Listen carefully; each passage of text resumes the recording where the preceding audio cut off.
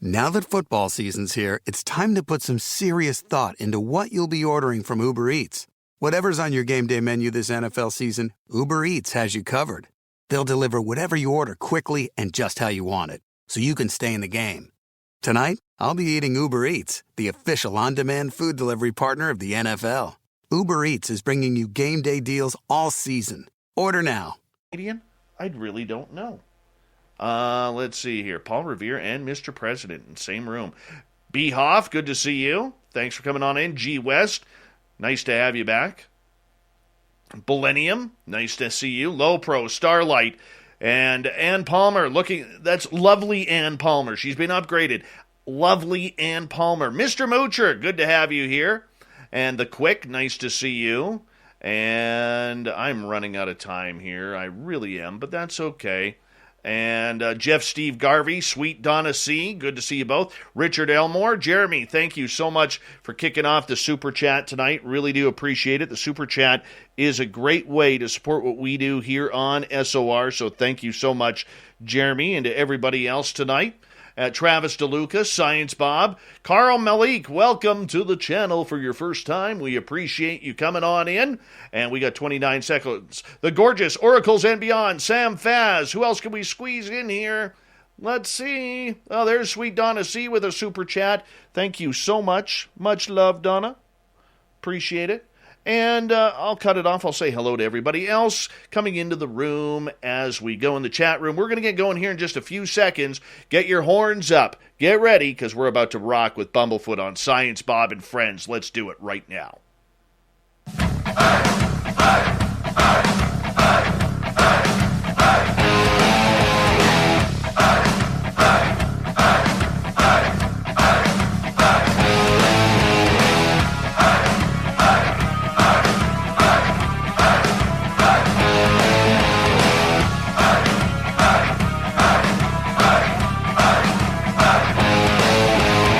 From the mountains of central British Columbia to you listening around the world, this, my friends, is Spaced Out Radio. I am your host, Dave Scott, sitting in the captain's chair of SOR headquarters.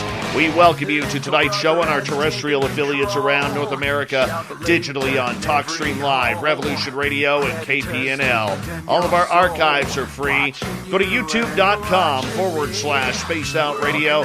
Do old Davey the favor, hit that subscribe button. You can follow us on Twitter at Spaced Out Radio and on Instagram, Spaced Out Radio Show.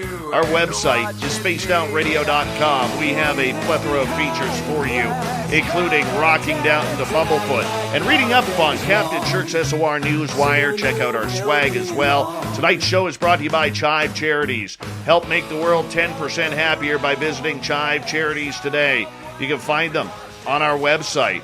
We got a great edition of Science Bob and Friends as Dr. Bob Mcgwier, retired from Virginia Tech University, joins us to take a look at the scientific side of the supernatural and paranormal. Each month, Science Bob will bring in a guest with a scientific or research background to talk about the practical side of what we are investigating. Tonight's special guest, Jeremy Mcgowan.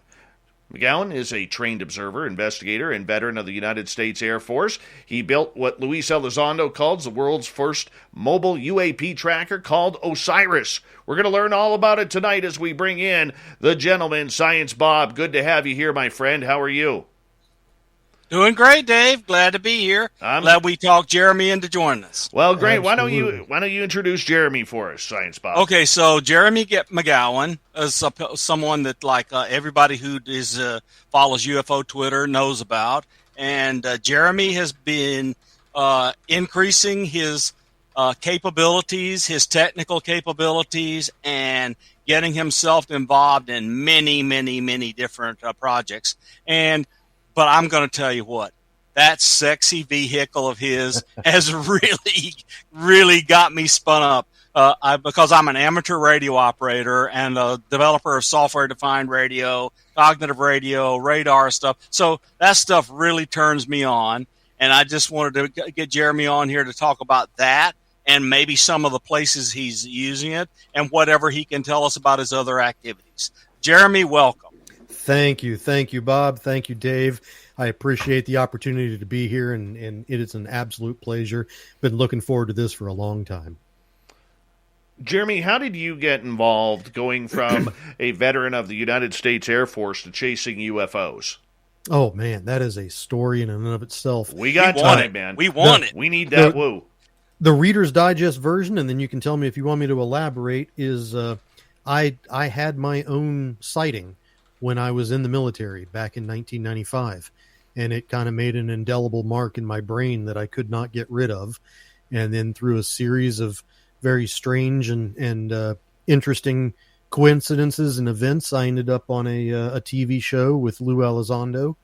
And after that, it was just it became a passion project for me, because I learned very quickly that my belief, anyway, is that we're not going to get the disclosure that we're looking for from the U.S. government. So I started tinkering with things to put my own vehicle together and go get it for myself. Okay, that was the Reader's Digest version. Go as deep as you feel like. Because, first of all, can you tell us what country the sighting was in? Yeah, it was in Jordan. It was in Jordan back in 1995. And the story has been told, but I know that this is a lot of different demographic that I've spoken to before, and a lot of people don't know the story. So feel free to wave your hands at me and cut me off if I'm waxing poetic for too long. No, go, man, go. We want the story. All right, fair enough. So I was in the Air Force. I joined right at the very beginning of Desert Storm, and I ended up, my first duty station was Pope Air Force Base in North Carolina. And at the time, Pope was the most highly deployed Air Force base in the entire military, basically because we had the Green Berets, we had most of the Rangers, we had a lot of the training areas for the SEALs guys, we had the headquarters for JSOC, Joint Special Operations Command. It was, the best of the best was there. I was not one of them. I was basically attached to supporting them. My job as a security police officer in the Air Force was to go where the JSOC guys went, but not as far as they would go. I would go to their almost their forward operating locations, and I would secure them and their gear when they were hunkered down, and then they would go past the line and go do the dirty work that those guys are really good at doing. So being at a very high mobility base, I was very accustomed to training exercises, no notice training exercises. We would get routine phone calls saying, hey, grab your bag, get on the plane, you're getting deployed. And normally what would happen is we would all run, we would get on a C-130, they would take off, they would start flying a pattern, they would take all our bags and they would dump them out on the floor of the aircraft, and they would count our gear, making sure we had our canteens and our ammo pouches and all that sort of stuff. And then if you didn't, you'd get dinged and you'd get reprimanded, and you'd have to go talk to the first sergeant when you got back and all that hoo-ha. But this time we got a call. We ran to the airplane, got on the plane, got airborne, and none of that silly stuff was happening. We learned very quickly that something was off, but we didn't know exactly what it was.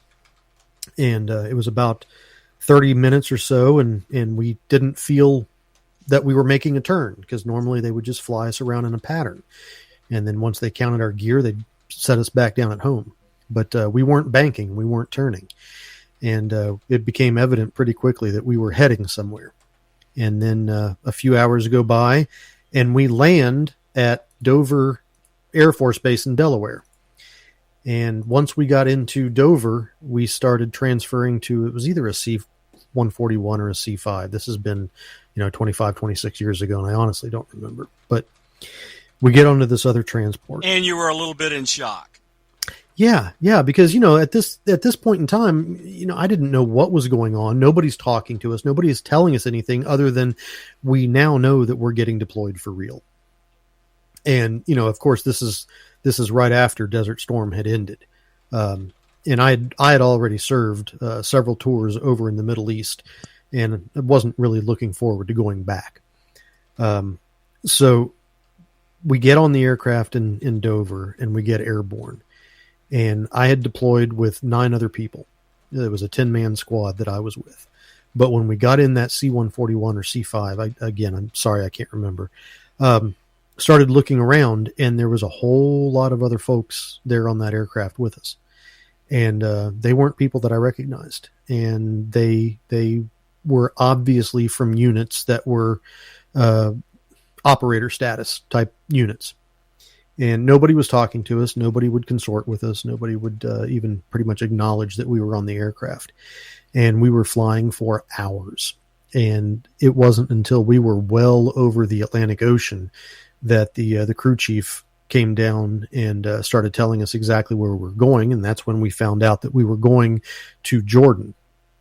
And at this point in time, I had served, like I said, several tours over in the Middle East. I had been to Kuwait. I had been to Saudi Arabia, Taif, all the hot spots during Desert Storm. But Jordan had never even been on the radar. It kind of forgot it was a country at that point in time. So we land in Jordan, finally, and we get off the aircraft, and we get sent to our billets. And I've got a neat little picture somewhere. I'd have to dig it up. But it was me and the rest of my squad at one of the billets that they put us in, which ended up being an abandoned building that used to be Jordanian officer housing, but it didn't even have windows in it anymore. It was basically just like 4 walls and a few cots in the middle of it. And we still had no idea what was going on. We were all wearing civilian clothes because, we just deployed on the run, and we hadn't been briefed. We hadn't been told anything. And the next thing you know, the guys come over to us and they split our team up, which was unheard of, because in the military you deploy and you fight with the folks that you train with. And these 9 other people that I deployed with, these are the folks that I had trained with. I had been in foxholes with them. I'd been on deployments with them before. We work with each other every day. We know how each other reacts. And to get split apart on a deployment was just very, very strange. And to this day, I do not know what the other 9 folks were doing when I got my assignment. But I got pulled one way. The rest of them got pulled another way. And I ended up being taken out into the middle of the Jordanian desert, way, way off the cantonment area of the base. And I don't know how many miles or how many kilometers. And to be honest with you, I don't know if it was a Jeep or a Hummer or what had transported me out there. Again, this was 24, 25 years ago. But when I got to the post, I was still under the impression that this was a giant training exercise, that, because everybody was talking about, being deployed on an exercise. But I got to my post, and the only things that were out there was one other person, same career field I was in, security police, and a big brown tent and a big large crate in the middle of the desert. And that was it. And I look around, and a captain comes over to us. Captain or a major, I can't remember. It was brass. Comes over to me and this other guy, and he goes, "Okay, boys, this is your post for the next few days." No, okay. So what do we do? Well, you see that crate over there? I was like, "Yes, sir." Don't let anybody near it, and don't come near it. Okay. Well, what happens if they come near it? Shoot them. And it was just as matter of fact as that. And that right there was my first absolute proof indication that this was not a training exercise. Other than the fact that I was fully combat loaded. I had 240 rounds of 5.56 ammo, plus I was an M203 gunner, which is a grenade launcher attached to the bottom of the M16. So that was your very first notice of what your rules of engagement were. Yeah, and that was the only rules of engagement. Wow. Normally, when you get on post, they'll give you a manual, they'll give you a binder or something, and it has your range cards in it, it has your fields of fire, it has your rules of engagement, it has a copy of the SOFA agreement, the status of forces agreement. If you're in a foreign country, it has all of your standard operating procedures. There was no paperwork. There was nothing there. So it was me, this other guy, a big crate, and a tent. And we weren't allowed in the tent. And that was it. And it was standing orders: don't get near the crate, and don't let anybody else get near the crate.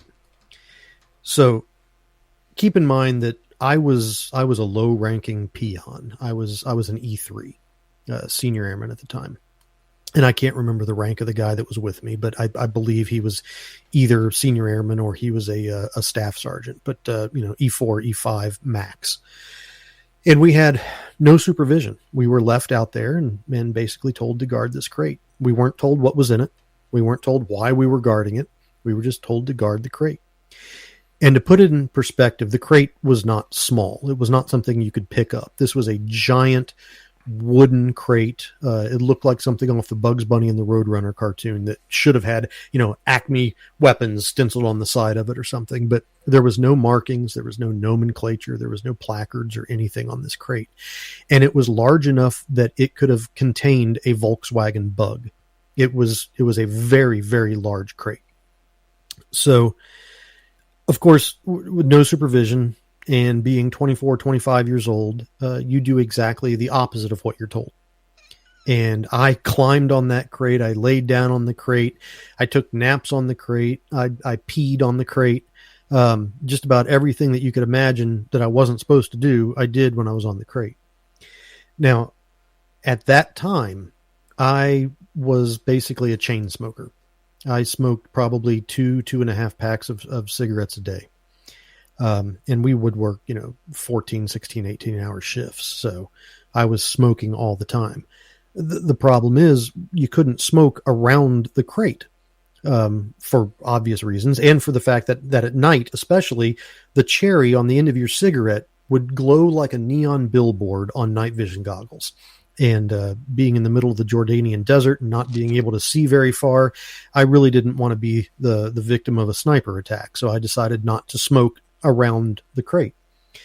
So I found a little sand dune that was probably about 200 or 300 meters away from the crate. And I would honestly walk away from my assigned post, climb up on this sand dune, and kind of hide my cigarette behind the sand and still be able to see the crate. And that just became habit, routine. I would be doing this all the time. And the guy that was with me, he smoked as well, so he started walking out there with me. And I remember this vividly, crystal clear one night. I don't know if you've ever looked through night vision goggles, but for the folks that haven't, when you look up at the night sky and imagine that you're in the desert where there are no clouds, it's just crystal clear. There's no humidity. There's no clouds. We were obviously in a restricted airspace, a no-fly zone. So there was no aircraft in the air, but you can see a million stars with the naked eye. It's just beautiful in the desert at night. But you take your night vision goggles and you put your night vision goggles on, and now you can see billions and billions of stars. It's like the entire universe just opens up for you. And you can see things, you can see constellations that you'd never seen before, patterns of stars that you've never seen before, all sorts of things. And it's just incredible, absolutely incredible. So I got fascinated by looking up at the night sky. And I would lay back on my back on the sand dune, smoking a cigarette with the night vision goggles strapped to my head, just staring at the night sky.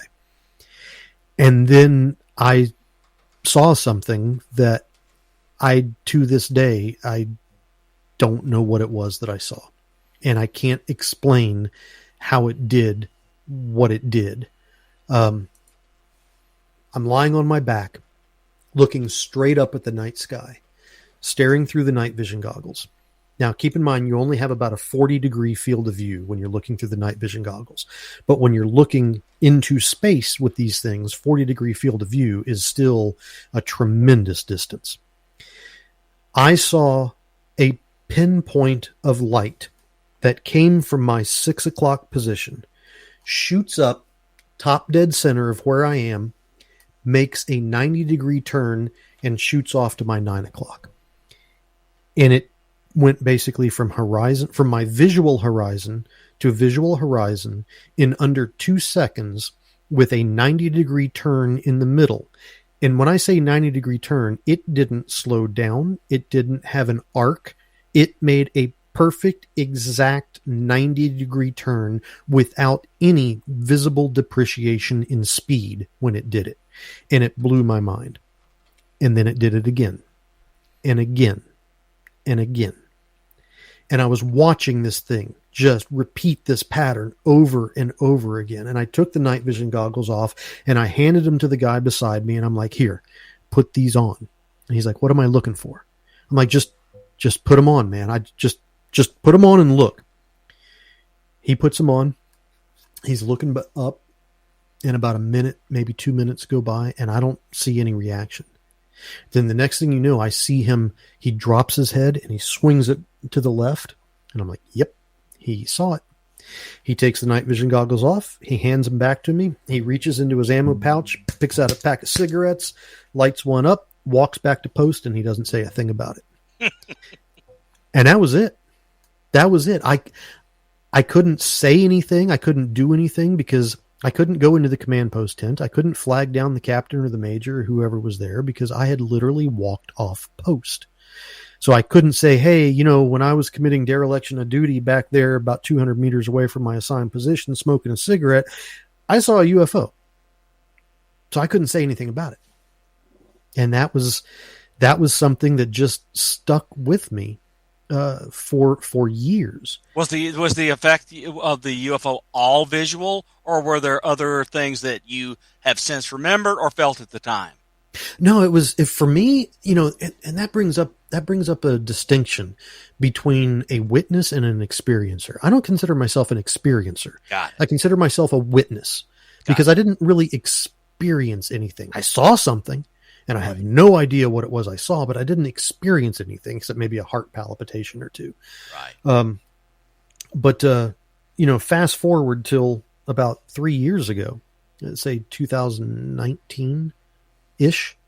I got divorced in late 2017, remarried happily since. Thank you. But in 2017, I'd just gotten a divorce, and I was at home a little while after that, basically having a pity party for myself about 3:00 in the morning, sitting on my sofa, and I turned on the television. A random TV show at that time to me came on. Turns out it was the history show that Lou Elizondo had, and I just turned on a random episode that happened to be airing, and I saw when they were showing a couple guys out in the middle of the desert. Now that football season's here, it's time to put some serious thought into what you'll be ordering from Uber Eats. Whatever's on your game day menu this NFL season, Uber Eats has you covered. They'll deliver whatever you order quickly and just how you want it, so you can stay in the game. Tonight, I'll be eating Uber Eats, the official on-demand food delivery partner of the NFL. Uber Eats is bringing you game day deals all season. Order now. Close your eyes and imagine a snowy getaway in Vail, Breck, Park City, or beyond. You're by the fire in the place you booked for just $99 a night. Now open your eyes and make this a reality during the Winter Getaway Sale. Hurry, book now until October 14th at snow.com. That we're talking about UFOs. And the next thing I know, all the memories started coming flooding back into my head about what had happened to me about 20, 24, 25 years ago. So I go to Reddit and I sit down and I go to a veterans forum on Reddit, not a UFO forum, but a veterans forum. My goal was to use Reddit for their internet detectives and try to find the guy that I was deployed with, because I couldn't remember who he was. So because I wanted to find the guy to validate my personal memory. And they told me to, take it to a UFO forum. So I did that. The UFO forum told me to tell my story to TTSA. And I had never heard of TTSA before. So I basically copied and pasted the email that I had put on, or the post that I put on Reddit, shot it to TTSA. And then the next thing you know, about 6 or 8 weeks later, I'm getting a phone call from one of the executive producers of that TV show asking me if I wanted to tell my story on air. And then everything else has just kind of snowballed since then. And now I'm sitting here talking to you fine folks. There you go. Dave? When you had that experience in the desert, were you only seeing a bright light, or did you actually see the shape of a craft? I do not want to say that I saw the shape of the craft because I cannot be definitive in that. What I can be definitive on is that my night vision goggles were showing me a very densely illuminated pinpoint of light that was brighter in magnitudes than any of the surrounding stars. Like I said, we were in a no-fly zone, so there was no aircraft to confuse it with. And doing non-ballistic motion. Yes. And it was not a satellite, because satellites only move in elliptical orbits and in very steady speeds. This was defying all of that. Wow, that's a great story. Do you ever, as we got about 30 seconds left, do you have regret about that encounter, that you didn't speak up at the time? I don't think so. I think if I had spoken up at the time, being 20, 24 years old, I probably would have been fed a story and probably believed it and then forgotten about it. Well, I think we all been there. We've all had things happen that we want to forget at times. Yeah. Maybe. Fair enough. Yes, as the blushing comes through the camera here on our YouTube channel and Twitch, but our radio people can't see that, which is nice. I appreciate that. Gentlemen, I'm going to get you to hold on right now because we are going to go to break here at the bottom of the hour. Science Bob and Friends with Dr. Bob Mcgwier, formerly of Virginia Tech University, and our special guest tonight, Jeremy Mcgowan. Osiris, what's it all about? What's it like driving a UFO vehicle? We'll figure it out when we come back on the Mighty SOR right after this.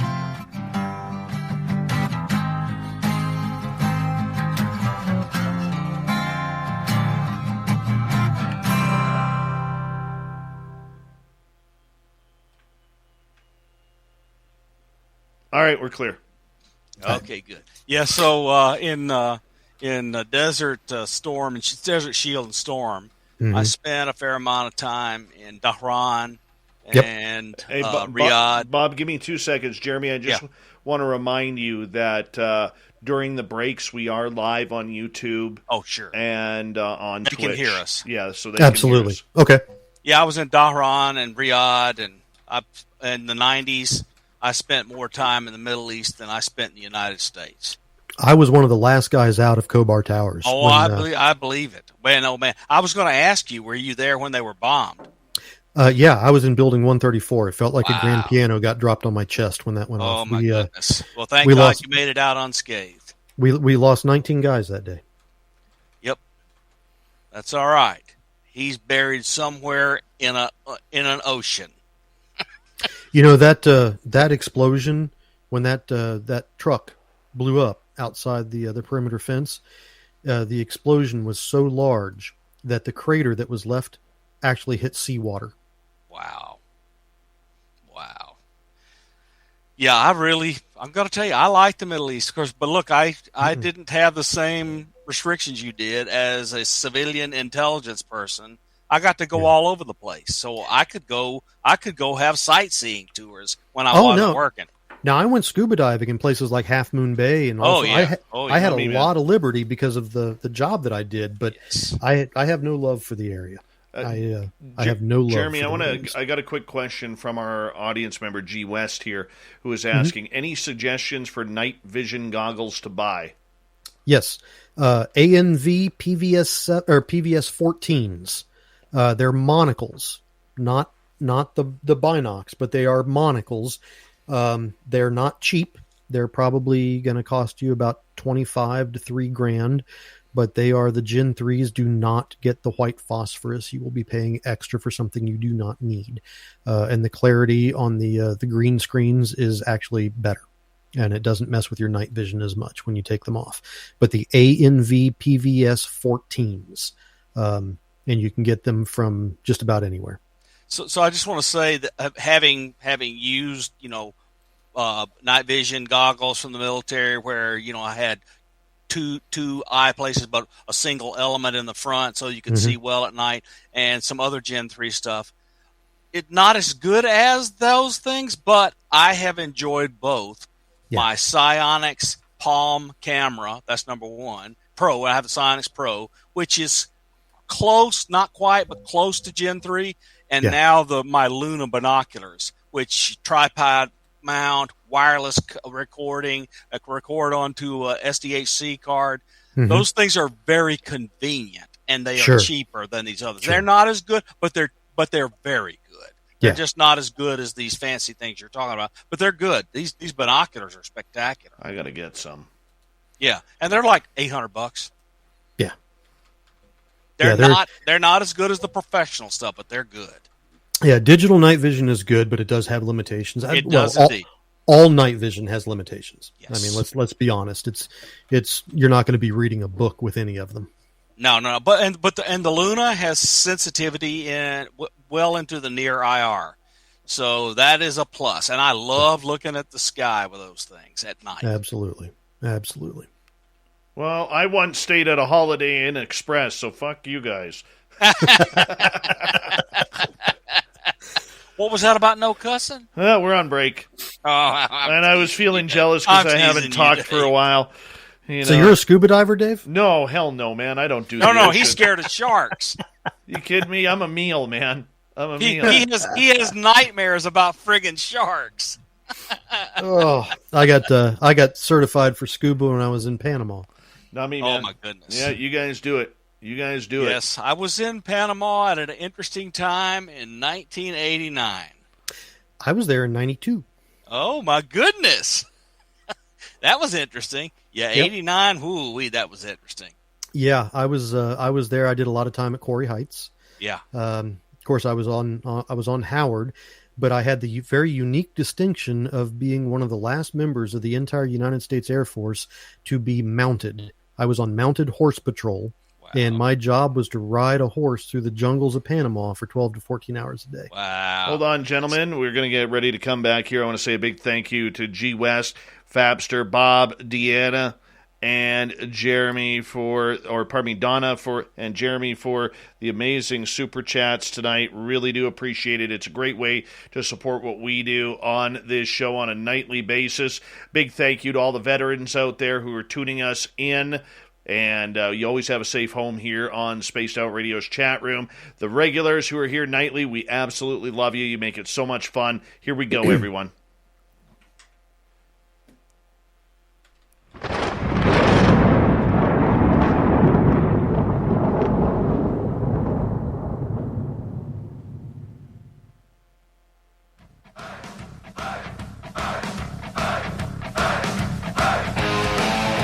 Second half hour of Spaced Out Radio is now underway.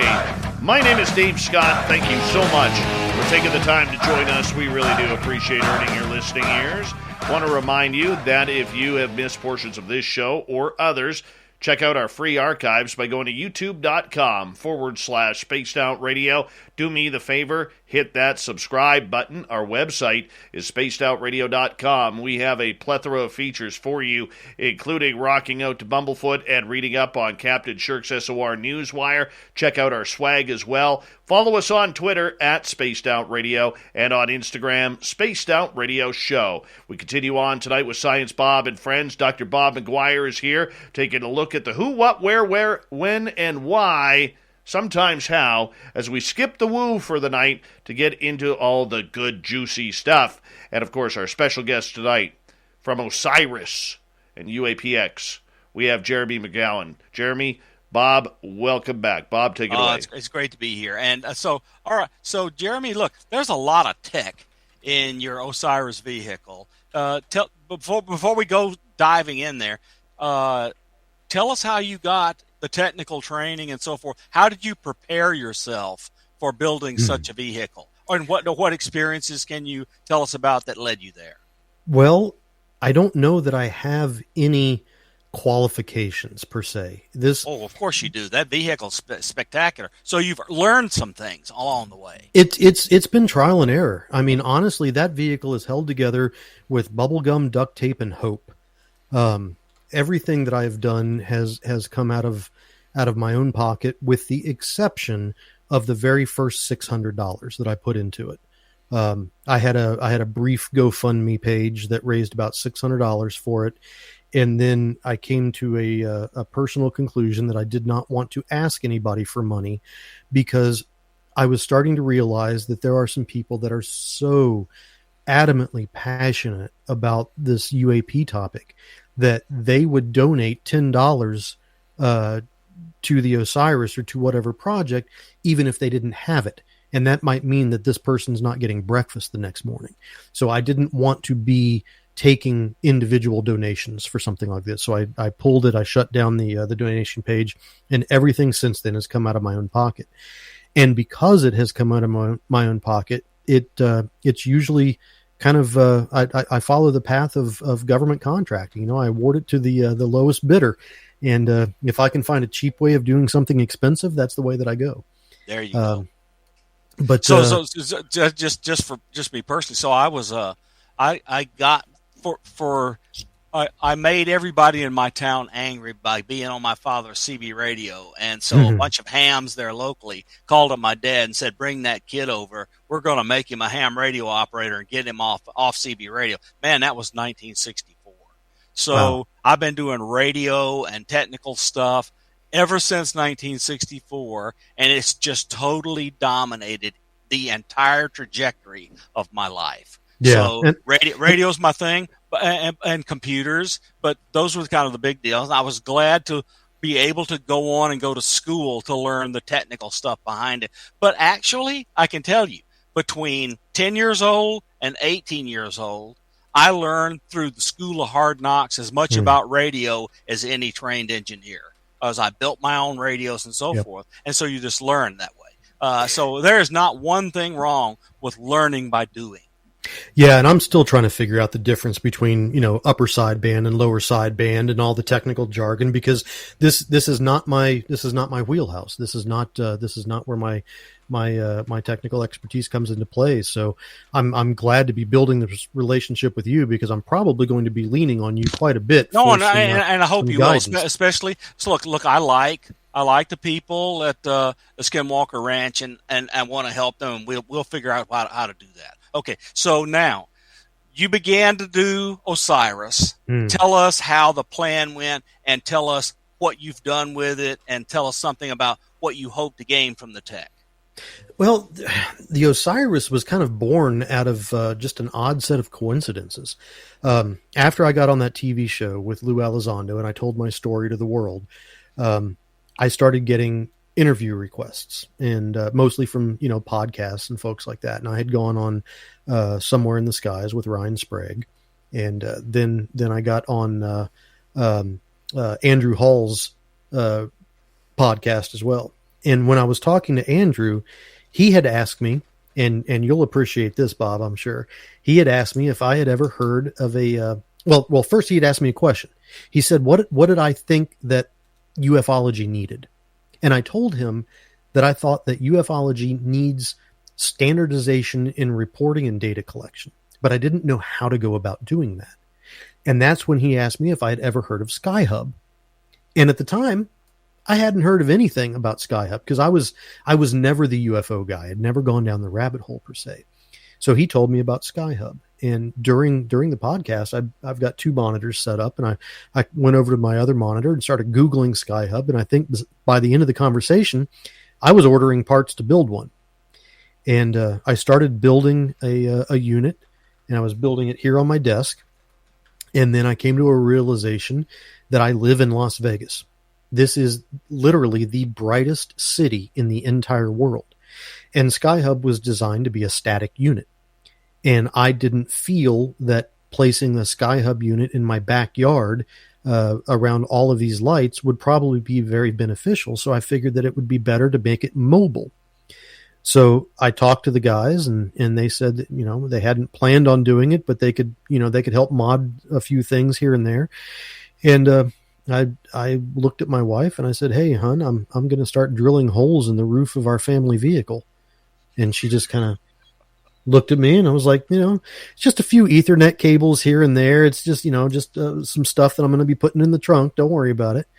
And my daily driver was this 1999 Land Rover Discovery 2. And that's exactly what I did. I climbed up on the back of it and took a Z-bit and started drilling holes in the roof of the car and running antenna cables and Ethernet cables and putting components of machine learning and AI in the back of this thing. So I've basically now got a full server set up with cellular Wi-Fi and just about everything else that you can imagine in the back of this thing. So you're fusing multiple sensors and multi-messenger stuff. Tell us the sensors that are in the vehicle. Okay, so as well, you're very familiar with Skyhub, and first, thank you for doing what you've. Let me tell you, Steve McDaniel and Corey and those guys, they did 99% of the work. So it's just, but look, I'm really glad you were able to use Skyhub as a jumping off point. Yeah. And it was the basis. It was the backbone. It was the original, basically the OG of everything that I've done. Yep. So now outside of the Skyhub, obviously I still have the 1080p fisheye camera. That's my all sky camera that's on there. But I have since incorporated so much more. I've gone with UFO DAP as well. Yep. And with the UFO DAP system, I've got 3-axis accelerometers. I've got magnetometers. I've got, constant monitoring GPSs for time synchronization. Also looking for, things like time dilation if it occurs. I've got 2 different sets of software-defined radios and frequency spectrum analyzers. I'm also incorporating sound pressure level meters to look for infrasound, things like that. And I've even put in, borrowing from Jacques Vallée, with his theory of light communication. I have had 2 very high output full color spectrum LEDs mounted to the top of this thing that have pre-programmed flash patterns built into them. And then I've recently just built a little device that can take any form of digital audio and encode it into a laser beam, to which I can beam light, or a laser beam with digital audio tracks. So you're modulating, or you're on-off keying the laser? It's modulating. It's modulating the laser diode. Great. Very good. Yeah. So it's like look, people don't know that's you're using light, but that's the same thing as an AM radio station. It is. But the beautiful part about it is the FCC does not regulate this. No, they do not. And we can do lasers all over the place. Amateur radio operators have been doing lasers for a while, but now these lasers have gotten so cheap. It's really pretty ridiculous how cheap they are. And I really feel like, given the experience of the CE5 people, where they flash lasers and do other things, and whatever these things are respond in some fashion, that if we worked hard enough and got enough data, we could try to sense what if they're attempting an information exchange. So and then maybe go from there and build a common language. But of course, until people are collecting the data, we have no idea. Yeah, and that's exactly what I'm looking at doing is 2 basic things with the laser transmitter. One is I have taken pi, the number pi, and I have taken each number 0 through 9 and assigned it a different musical note, but a synthesized note as a sine wave, right? Yep. So I've recorded 3 minutes and 14 seconds of pi being played in a musical note, with each note representing a different number, or each number representing a note, whichever one you want to look at it. Now I can project this through the laser, and if I am in a situation where there is a UAP and I've gone through all the procedures, I want to stop for a minute and say, don't shine lasers at airplanes. You will go to jail. You could kill people. And they will get you, they will find it, and they will throw you under the jail. Yes.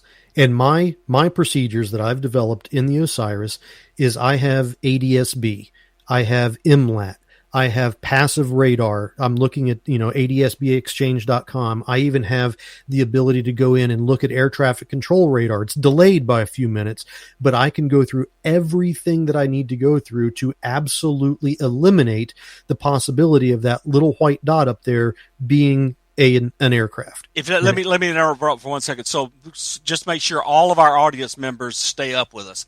Okay, a while ago, the Federal Aviation Administration mandated that every commercial aircraft and most all military aircraft that are not doing secret missions, they have to emit a signal, and this signal they have to emit is called ADSB. So it gives information to you that's better than you get out of a radar, because anybody can receive it. And so these things transmit the position, the altitude, the tail number, the direction of flight, and other information. Yep. And MLAT is multilateration. So you can take these ADSB receivers that are listening to all these airplanes, and 5 or 6 folks in an area can work in coordination.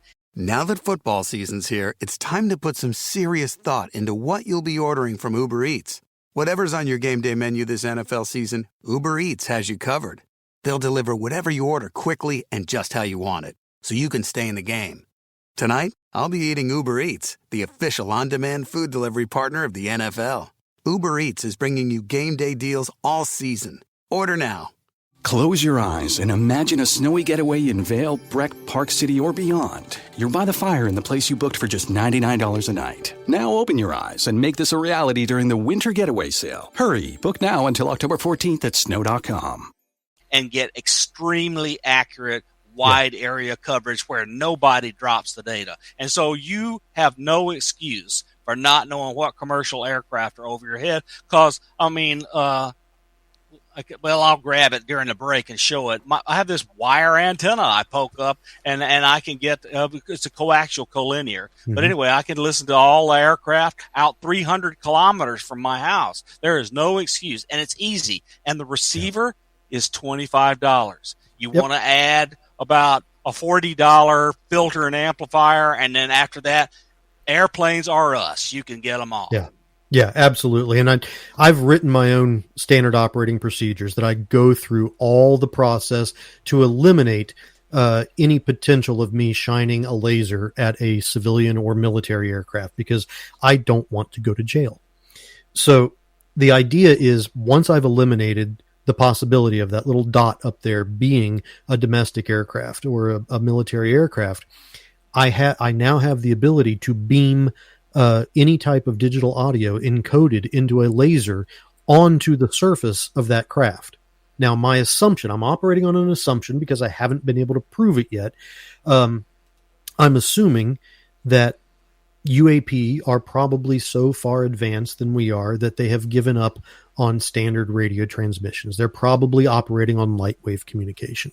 So my hope is that they have some sort of receiver or are advanced enough to notice the fact that I've modulated a laser beam and be able to pick up the fact that, hey, there's something down there saying hi to us.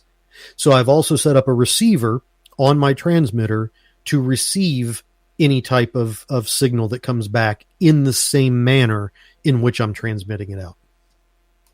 Dave asked the question from Solar Warden. Solar Warden wants to know, Jeremy, are you using PESA and or AESA radar type, or both? I honestly don't know what those stand for, to be honest. Neither do I. So you're talking about I've done work on radar and I don't know what it is. So at Solar, tell us what you can, and we'll try to get the question in, because neither of us know. I do not have. If I think he's hinting at the fact I don't have active radar on the Osiris. No. So I am in passive mode only. I think the P means passive and A means active. Okay, yeah. So in those acronyms, but look, passive radar is more than sufficient for you to find airplanes and other things that are flying overhead. Now, the restriction is, since you don't want to transmit, you got to be near somebody that does transmit.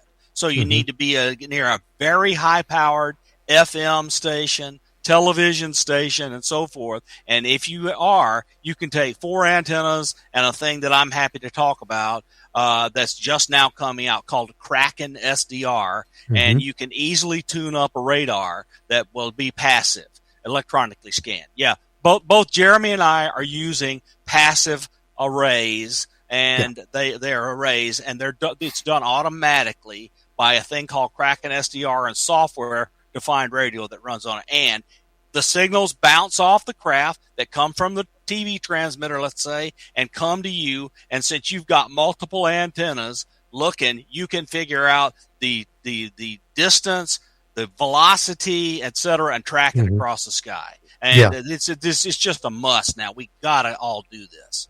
I can actually set my antennas out probably about 100 to 150 feet away from the vehicle, and build a larger array around it. I carry enough cabling in the back to do that. Yes. So that has pluses and it has minuses. The pluses are you get very, very, very narrow beams are possible, but you get fringes, and that we need to do other things with these fringes. So if they're within half wavelength of each other, there's no fringe, but the lobes are large. So there's a trade-off. There's a lot to be thought about when doing this. But anyway, look, these things are going to be great gathering information about the movement of these things across the sky. So even if they're not in visible light, you still get radar off of them, unless they have stealth metamaterials on the outside. Yeah, it's interesting, and the OSIRIS is a constant work in progress, because every time I go out somewhere and I do an investigation, or I participate in an investigation, I learn the limitations of my gear, and I start researching how I can compensate for that.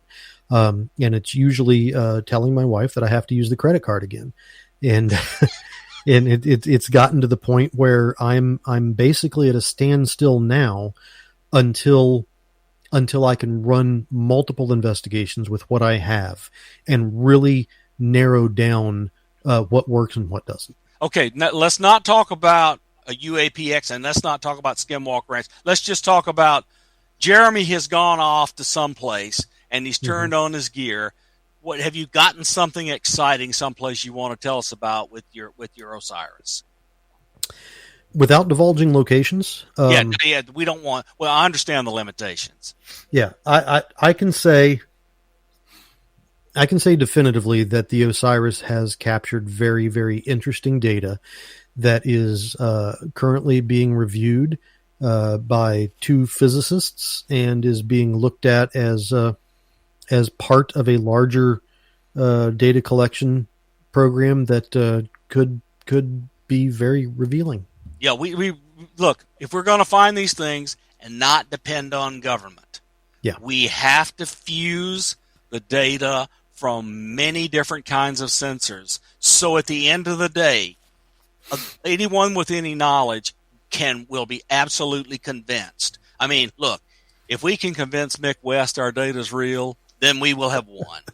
Well, when I was building the OSIRIS, probably about the second or third month that I started really, really putting things together, I had Mick West on a private Zoom call, and I basically asked him, I was like, what can I do that would make Mick West happy with the type of data that I collect? Great question. Great person to ask. Yeah, he and I went back and forth for probably about an hour on a private conversation, just talking about what I could do, how I could collect the data, what formats the data would be coming in, how I would look at redundancies and things like that to make him happy. Great. Okay, so I don't know if you're doing it yet, but I think you're going to want to figure out some way to take your GPS receivers and automatically time tag all your data.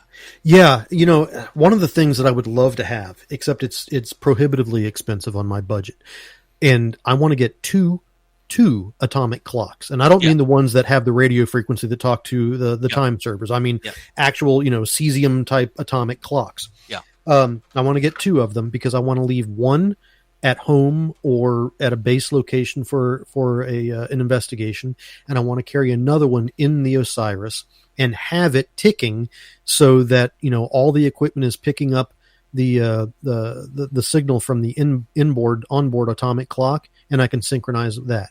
Yeah. But I want the 2 of them because if there is an instance of time dilation or anything like that, I can measure the difference between the 2 atomic clocks, but they are prohibitively expensive. You gotta love Fabster. Yes, we love to dork Dave out, Fabster, but I agree with you. So my good friend Dr. Tom Clark from Goddard Space Flight Center was a very long baseline interferometry specialist, and he recently died. But we took data from dishes with really good microwave receivers on them. And we had hydrogen masers at every one of these things. And you want to talk about accurate, oh my goodness. But using those things, he would point the dishes up at quasars, which people can go read about on Wikipedia. And using the quasar signals from these widely spaced, very long baseline, separated antennas, he became the world's most accurate geodesist. He could detect movement of the plates that showed when El Nino was going to happen or was happening, because he could see the shifts in the volumes of water on the Earth. So these atomic clocks, they're gonna do our thing. The other thing that's going to happen soon, within the next 10 years, is we're going to get what's called quantum squeezed clocks, where things that are noisy now, and so they're jittery or whatever, that noise is going to go down by like 1,000-fold, and these clocks are going to be beyond accurate. And then we're going to be able to do all sorts of stuff over the next decade. So don't run out of want to go do it for the next decade so we can get all this stuff. Dave? Well, I'll never run out of want. I just might run out of can. Yeah. Dave?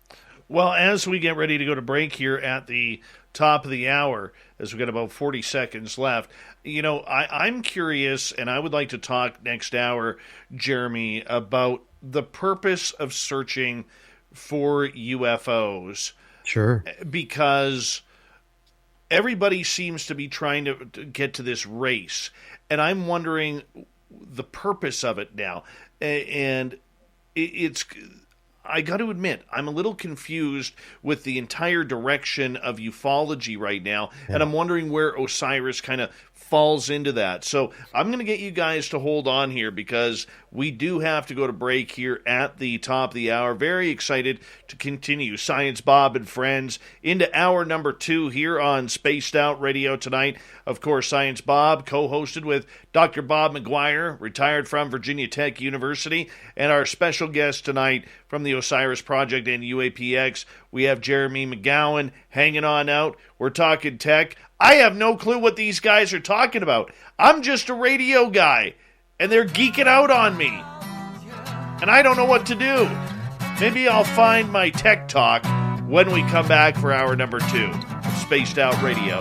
Stay tuned, everybody.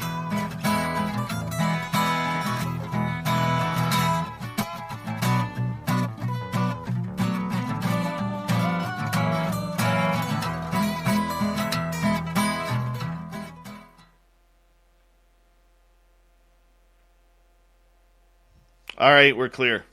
Oh, sorry about that. That's me too. I'm just so happy to have somebody to geek out with. Yeah, this thing and my Air Spy, my Spyverter and all that stuff. They're over here on this rack behind me. Yeah, I've got the Hacker, and I'm running SDR Sharp with that one. Yes, very good.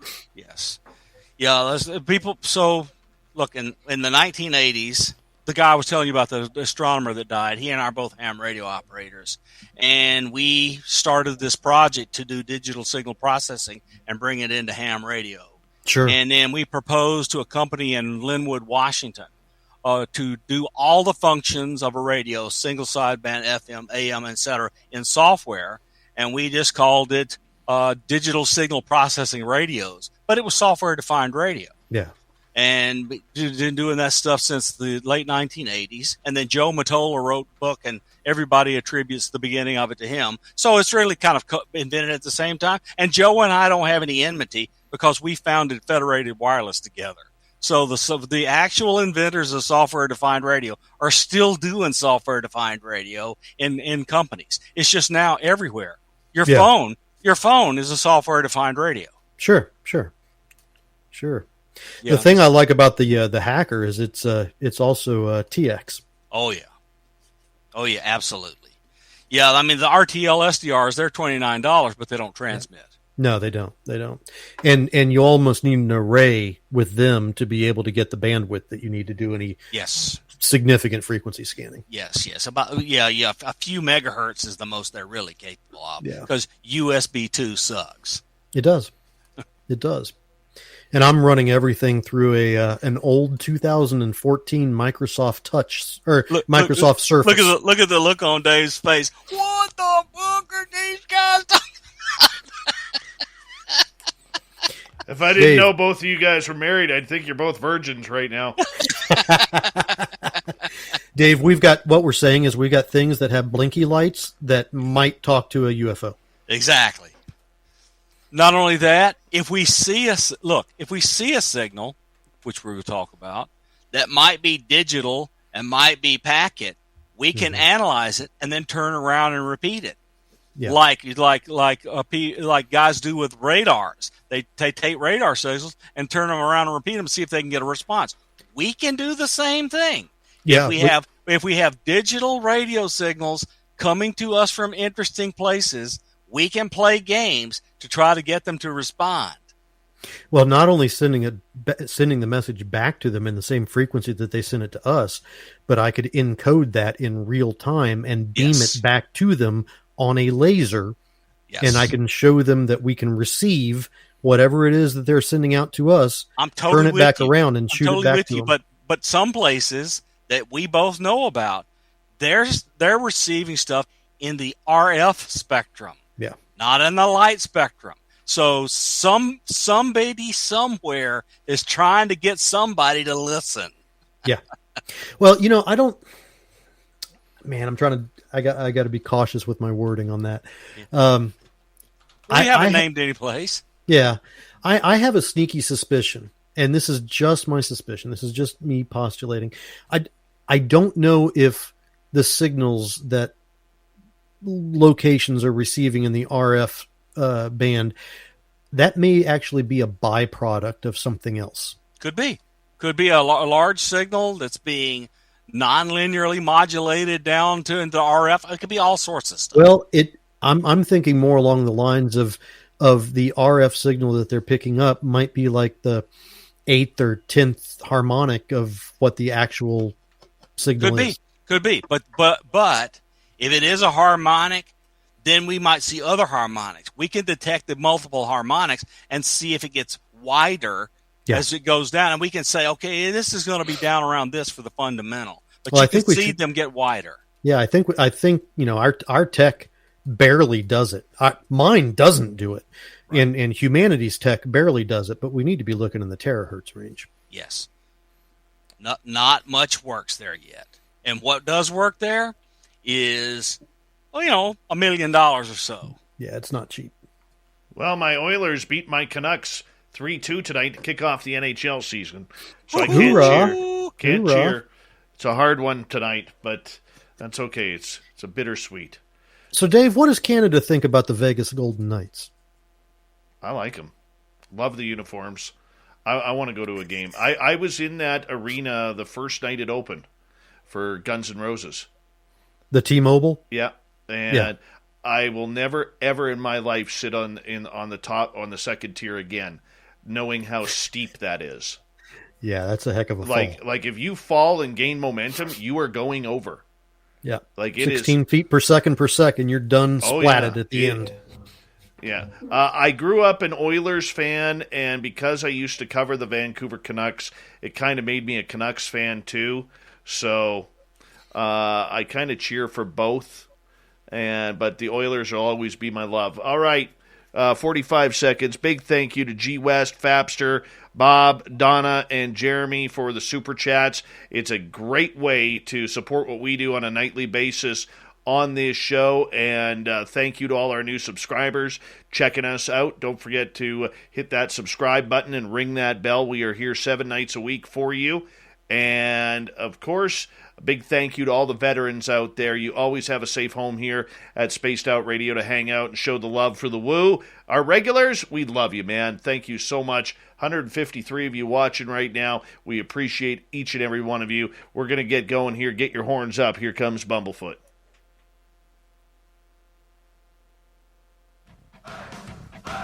You're listening to Spaced Out Radio with Dave Scott. Follow Dave on Twitter at Spaced Out Radio and on Facebook, Spaced Out Radio Show. Hour number 2 of Spaced Out Radio is underway tonight. My name is Dave Scott. Thank you so much for taking the time to join us. We really do appreciate earning your listening ears wherever you are on this beautiful planet we call Earth. Thank you to everyone tuning us in on our terrestrial affiliates around North America and digitally on KPNL, TalkStream Live, and Revolution Radio. All of our archives are free. Go to youtube.com/Spaced Out Radio. Just do old Davey the favor. Hit that subscribe button. The Desert Clam has set the password for tonight in the SOR Space Travelers Club. And what do you got for us, Clam? Panophobia. Panophobia is your password. Use it wisely, space travelers, as a clam sets the password each and every night right here on Spaced Out Radio. Our website is spacedoutradio.com. We have a plethora of features for you, including rocking out to Bumblefoot and reading up on Captain Shirk's SOR Newswire. Follow us on Twitter at Spaced Out Radio and on Instagram, Spaced Out Radio Show. We continue on tonight with Science Bob and Friends. Dr. Bob Mcgwier is with us. He joins us once a month to talk about not only the woo, but the who, what, where, when, and why, and of course, how, in breaking down everything paranormal and supernatural. Tonight, our special guest from Osiris and UAPX, we have Jeremy Mcgowan. Bob, I just want to get my question that I was going to ask right before the break.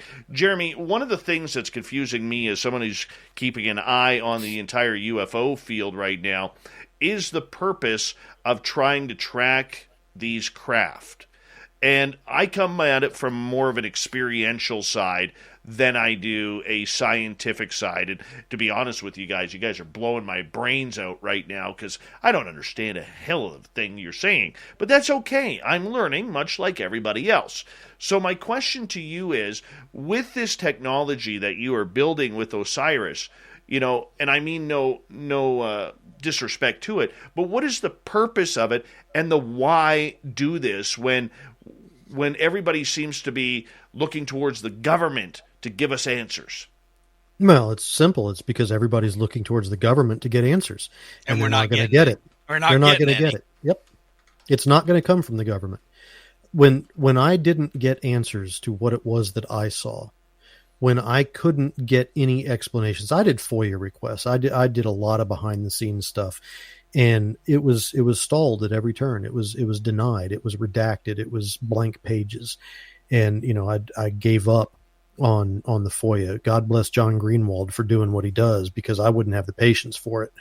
But I've come to the conclusion that we have been lied to dramatically and constantly for at least 70 years by the United States government when it comes to the topic of UFOs and UAP, and I don't believe they're ever going to change. I think that, people are asking for public hearings, which is fine, and it puts a little stress and a little requirements on them. Now that football season's here, it's time to put some serious thought into what you'll be ordering from Uber Eats. Whatever's on your game day menu this NFL season, Uber Eats has you covered. They'll deliver whatever you order quickly and just how you want it, so you can stay in the game.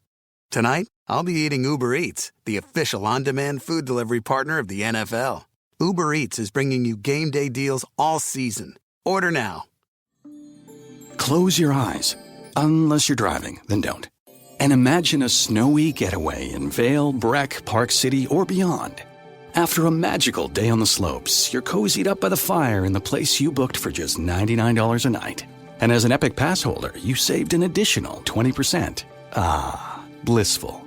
Now open your eyes and make this a reality during the Winter Getaway Sale, now until October 14th. Hurry, book today at snow.com.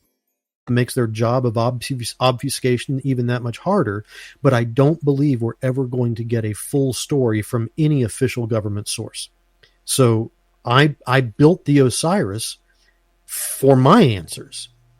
But in the course of building the Osiris, I became very cognizant that I'm not the only one not getting answers. So I made a promise to myself, and I made a promise basically to the entire world, that the data that I collect would be given to the public. I'm not monetizing it. I'm not selling it. I'm not, putting it behind a paywall.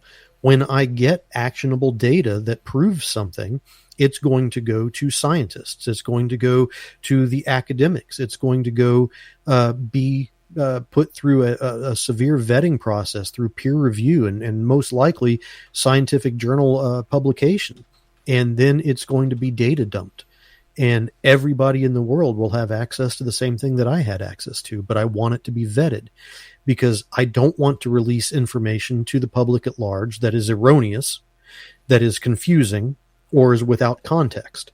So I want to be able to give people answers as I find them, but not without verification. I want to be able to give them a cake and say, this cake is chocolate. I don't want them to have any questions about the validity or the veracity of the data that I'm giving them. So it's going to go through a rigorous process. But the reason that I'm doing it is because, I mean, it's got to be done. And I can't be the only one. I don't want the limelight. I don't want to be the only vehicle out there collecting data. I want 1,000 other people to get old Land Rovers and start drilling holes in the roof and doing this, because nobody can claim ownership of the phenomenon. It belongs to all of us. So, and just as an aside, I went and had an experience with a well-known experiencer, and I had other things happen subsequent to that, and so I began talking and telling people what I had seen and done, and kept telling people how they were thinking about the government incorrectly, how things were worked with classification, and it just, people just don't have like the everyday knowledge, and so they make false assumptions about how things work. So I kept straightening things out, and then I happened to see some stuff, and I talked about it. So I retired from where I was working in 2020 and signed off all my contracts, so I was read out. Now, my clearance is still good until June of next year, but I've had multiple occasions where people have talked to me about doing work, and then they run into a brick wall. And the brick wall is my file is canaried because I'm telling people about stuff those people inside don't want told. I am blankety blank angry because I saw with my own two eyes what I believe was the initial experimentation for Havana syndrome, and they won't let me work on it. I'm just telling you, it hurts the United States, it hurts the world, and it's stupid because I want to talk about UFOs when I haven't divulged a single piece of classified information. It's outrageous. So am I angry? I'm not going to do anything wrong, but I am determined to get my own data in any way I can. Yeah, everybody should get the data because we're not going to get it from an official source. And if we do, we can't trust it because we know from history that the United States government, well, all governments for that matter, they lie, cheat, and steal when it comes to information that deals in things of national security. And you bet your bottom dollar that UFOs and UAPs are a direct relation to national security. So we're not going to be told the honest truth about it in any way, shape, or form. But if we get the information ourselves, these things are flying in public airspace. They're flying right over our heads. They're in our national parks. They're over our nuclear facilities. They're out in the middle of the ocean. They can't cover them all up. No. So, and I just want to, I know this is a hackneyed old story, but almost the only involvement any individual ever gets with Roswell is a few-minute video or some silly TV show. Yeah. If you go read Witness to Roswell or some other really high-quality book, if half the stuff in there has truth to it, it was a massive cover-up. And the stuff that we have stuff in those books that we just know almost no one knows. I mean, I read Witness to Roswell, and I didn't know 90% of the stuff that was in there that is absolutely conclusive. There is no way around it. The military swept in and they grabbed people's civil rights from them. They threatened them until they were scared for the remainder of their life to multiple generations because they wanted to cover it up. Now, everybody understands that was the end of World War II and the beginning of the Cold War, and they were scared. But look, it's enough already. Yeah. We want our own data, and I and it's great to have Sky Hub and Mr. Ox doing all his great engineering and the other equipment you've got with the cameras in it and multiple sensors and your vehicle. These are all needed because we got to get around this. And you know what you're talking about with the the data interception and the capturing of civil rights and things like that. It's still happening. It's happened recently. It's happened to us. We've had our mail intercepted. We've had things taken from us. We've had security breaches electronically. And there's nothing that we can do about it, because whatever's causing it to occur is a lot more powerful than we are. I found this across my driveway in a tree. I did not put it there.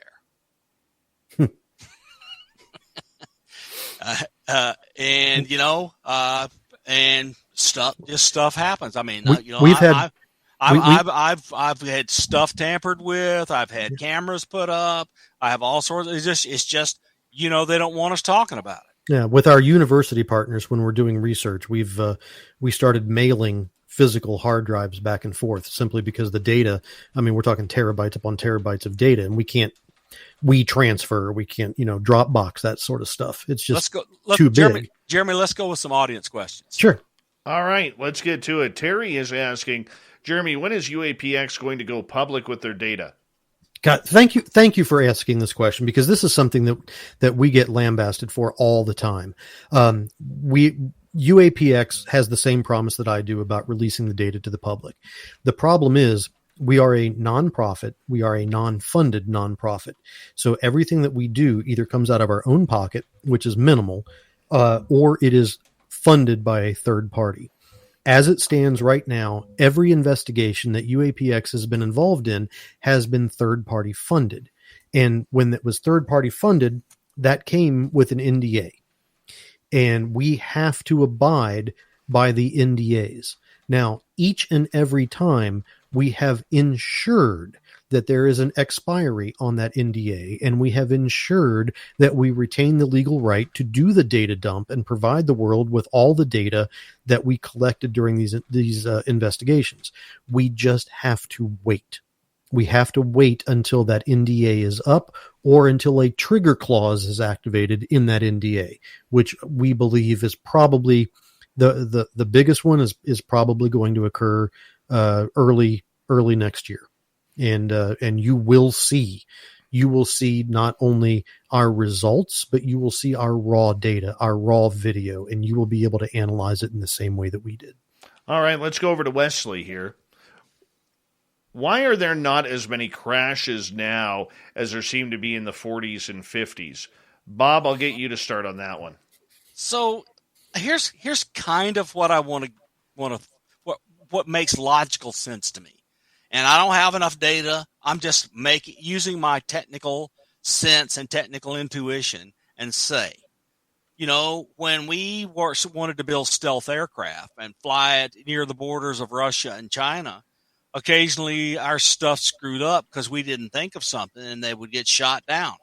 Okay. So say aliens began visiting here shortly after we blew up a ton of nuclear weapons, and they want to know what the heck is going on down there. And maybe they don't have massive high-powered radars. And so they flew over White Sands Missile Range or these kind of places, and these high-powered radars interfered with their equipment and brought them down. Well, what do you do? What you do is, if you're a technological civilization, is when you screw up, you make fix-ups. Everybody follows Elon Musk's now, and he regularly does things that at risk. They blow up, and he learns from the blow-up. Any technological spacefaring civilization or transdimensional, or however they're getting here, they're going to learn from their mistakes. And as they learn, they begin to figure out how to read and write and talk and listen to our stuff, and they prevent our stuff from harming them. It took decades, and now it seems to have stopped because they've learned. All right, let's go on. Uncle Dale and his power stash down in Austin, Texas, and he's got a scientific background too. He's asking, what does your machine do, Jeremy, and how is it new? Are you talking about the Osiris in general? Yes. Or... Yeah, let's assume that.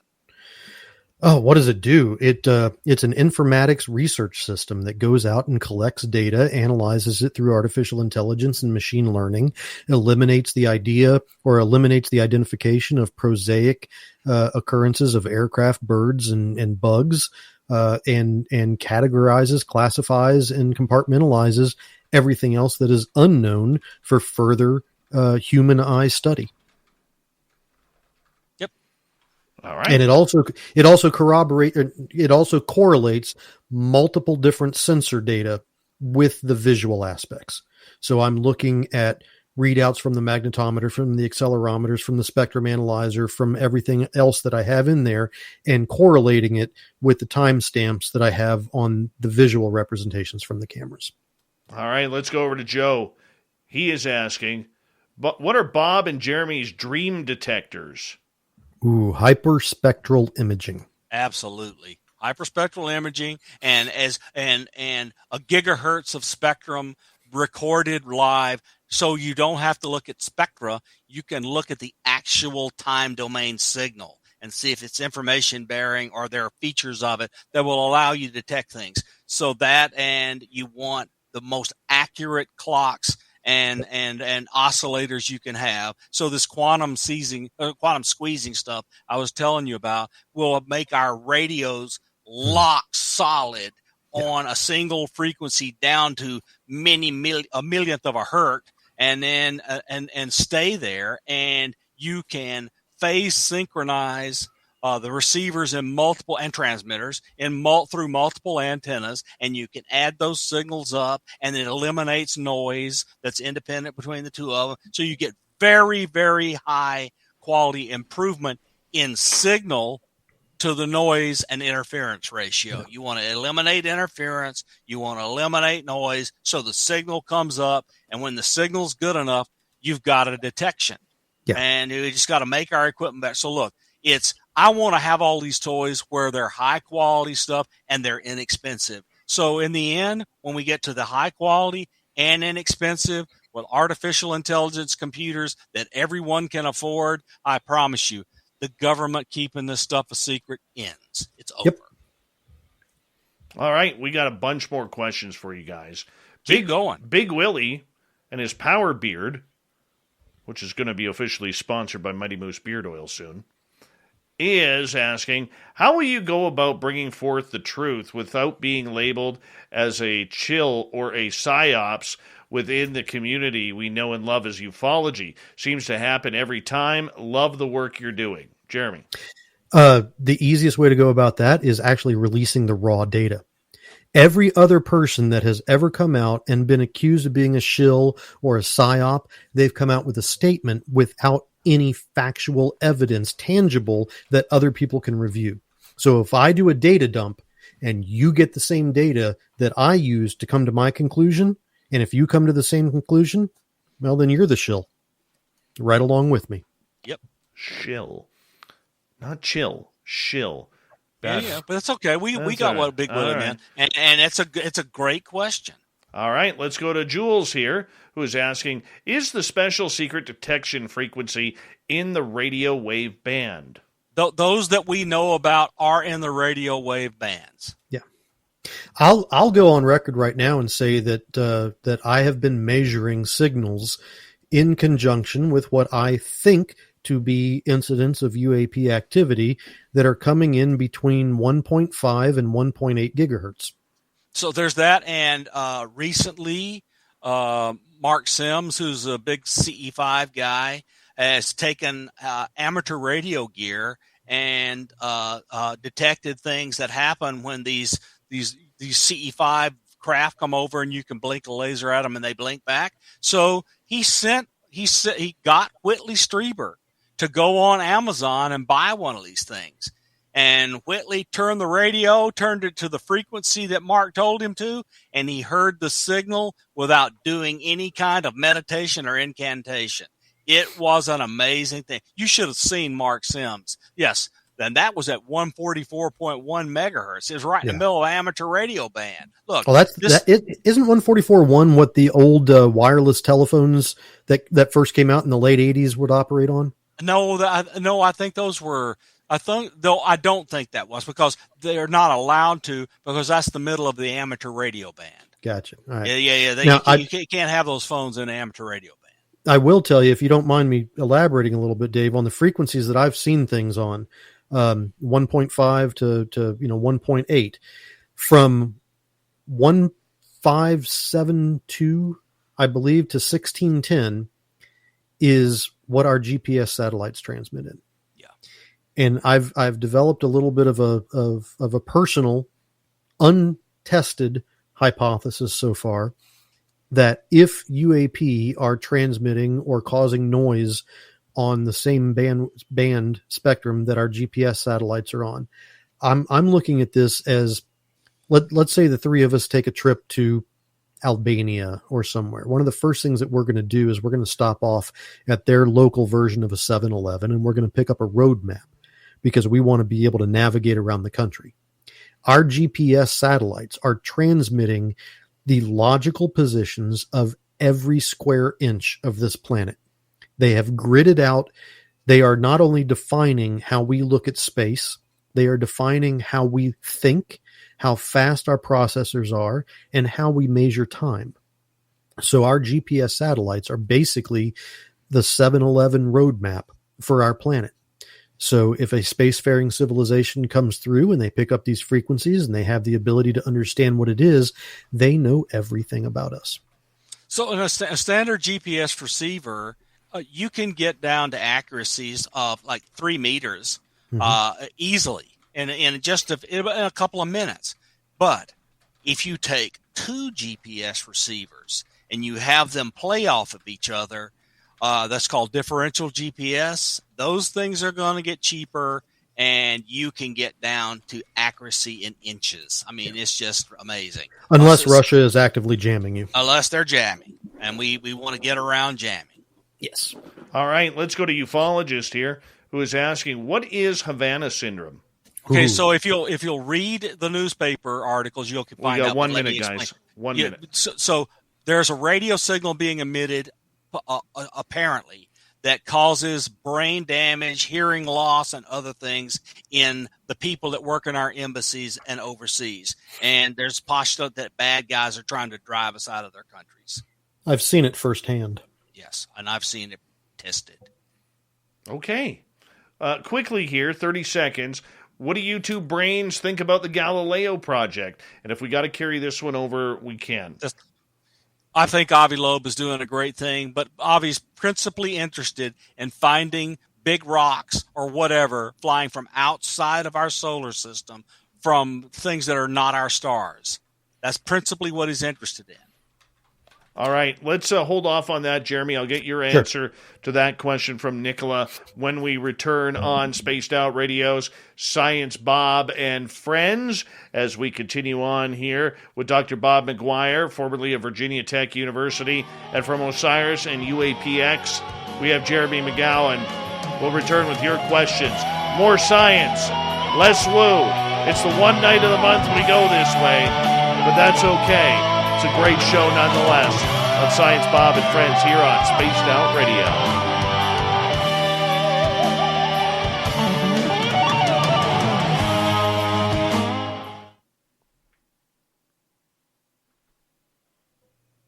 Hey, Bob, is Sharon still up? No, she's asleep. How long ago? Oh, about an hour. Why? You got other people in your house right now? Oh, yeah. Okay, because G. West said, did anyone else just see someone walking behind Bob? It could be. Sharon could be up, or my granddaughter could be up. And the hallway to my carport is right behind me. Okay, cool. Big J, how are you? Who else has arrived? Good morning, Tony Dewhurst and the lovely Carol. Let me just get caught up here, guys, because I'm way behind in the chat room due to the questions.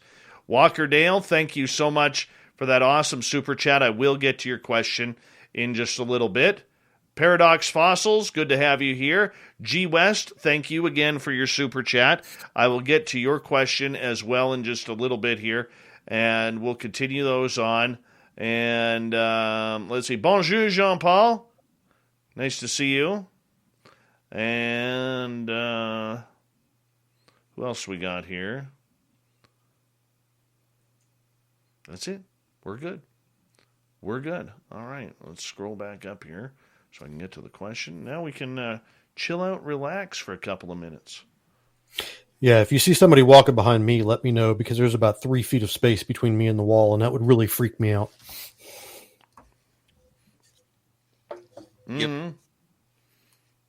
Mm-hmm. Science Bob, I got a very good reading today from Samantha Mowat. I can't wait. Please call me tomorrow and tell me about it. Yeah, I will fill you in on that. I'll call you in the morning after I'm going to tell you, I just love how much Lynn is able to get her on. When getting the job done right is job one, you need construction equipment that's built right. From compact track loaders to the world's #1 selling compact excavator, the Kubota construction lineup features durable Kubota engines, more comfort, and the versatility to do it all and do it right. Visit your local Kubota dealer today. Go to KubotaUSA.com for full disclaimer. Lee Tractor Company. On the web at leetractor.net. Close your eyes and imagine a snowy getaway in Vail, Breck, Park City, or beyond. You're by the fire in the place you booked for just $99 a night. Now open your eyes and make this a reality during the Winter Getaway Sale. Hurry, book now until October 14th at snow.com. On Spaced Out Radio. Lynn's doing a great job of interviewing. Lynn and her have really, really bonded. Yeah, I mean, way better than I expected. Good. Way better than I expected. So, yeah. Oh, I don't know. I believe you got to be as mean as Satan not to get along with Lynn. Considering she is a Wiccan. Those darn Wiccans. You know, she's just a nice person and very smart, very capable interviewer. We gotta limit how much we say Lynn, because Fap in the chat room is still heartbroken that she got engaged to Dave Hurley. He's heartbroken. Tough luck, buddy. I know.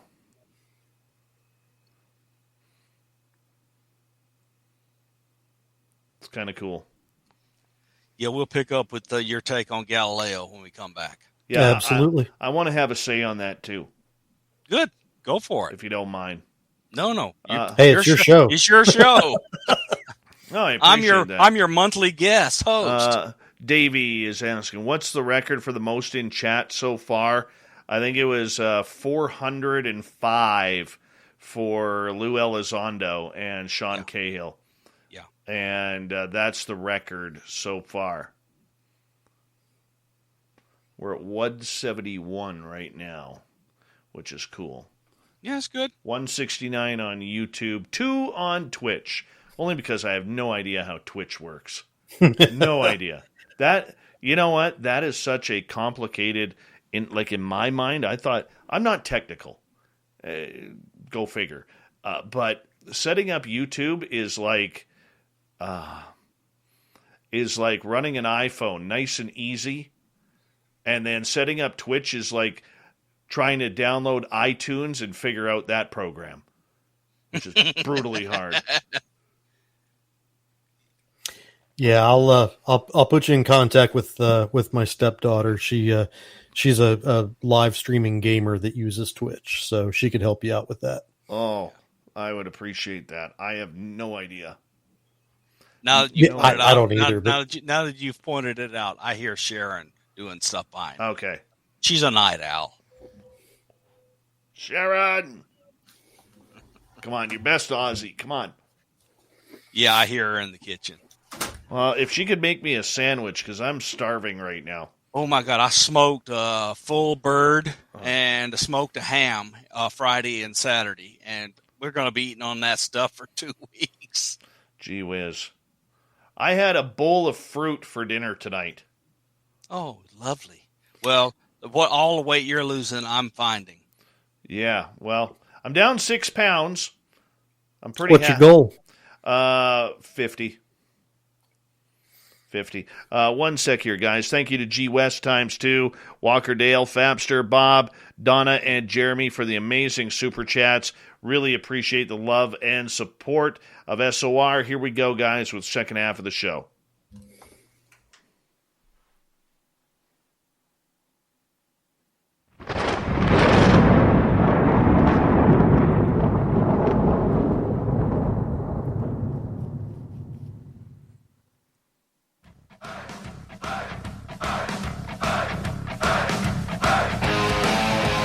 Second half hour of Spaced Out Radio is underway. My name is Dave Scott. Thank you so much.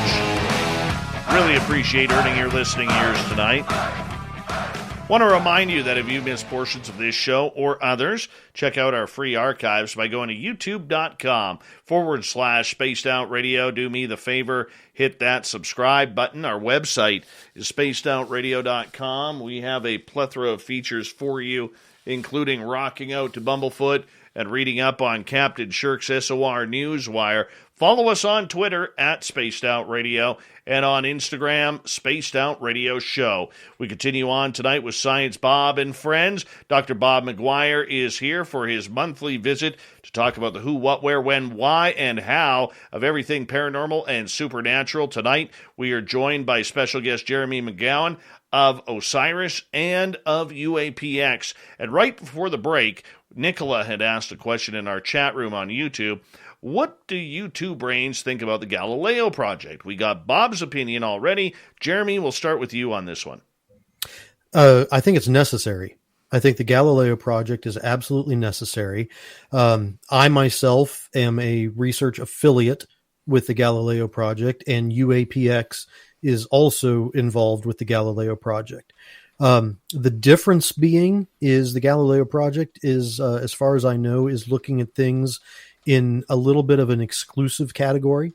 They are academic only. They're not looking at citizen science as a source of input per se, whereas UAPX and myself specifically, we are absolutely citizen science. But I think with the Galileo Project and the backing of Harvard, and they're starting after UAPX, they're starting after we're doing what we're doing, they can learn a little bit from us, and in turn, we can learn a lot from them.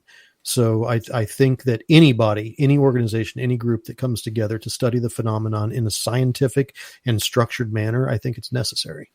And they've raised over $10 million already. See, I agree with you guys. I hope that Avi Loeb from Harvard does an incredible job with this, and I think it's been incredibly brave to kind of watch his growth within this community, to not be afraid and call everything as it is and the way he sees it scientifically, especially with Oumuamua, where a lot of his colleagues from the popularity of Neil deGrasse Tyson and others were really hammering him on saying, you can't call this a UFO, you can't call this UAP, you can't do that. And he was like, this is what the statistics show me.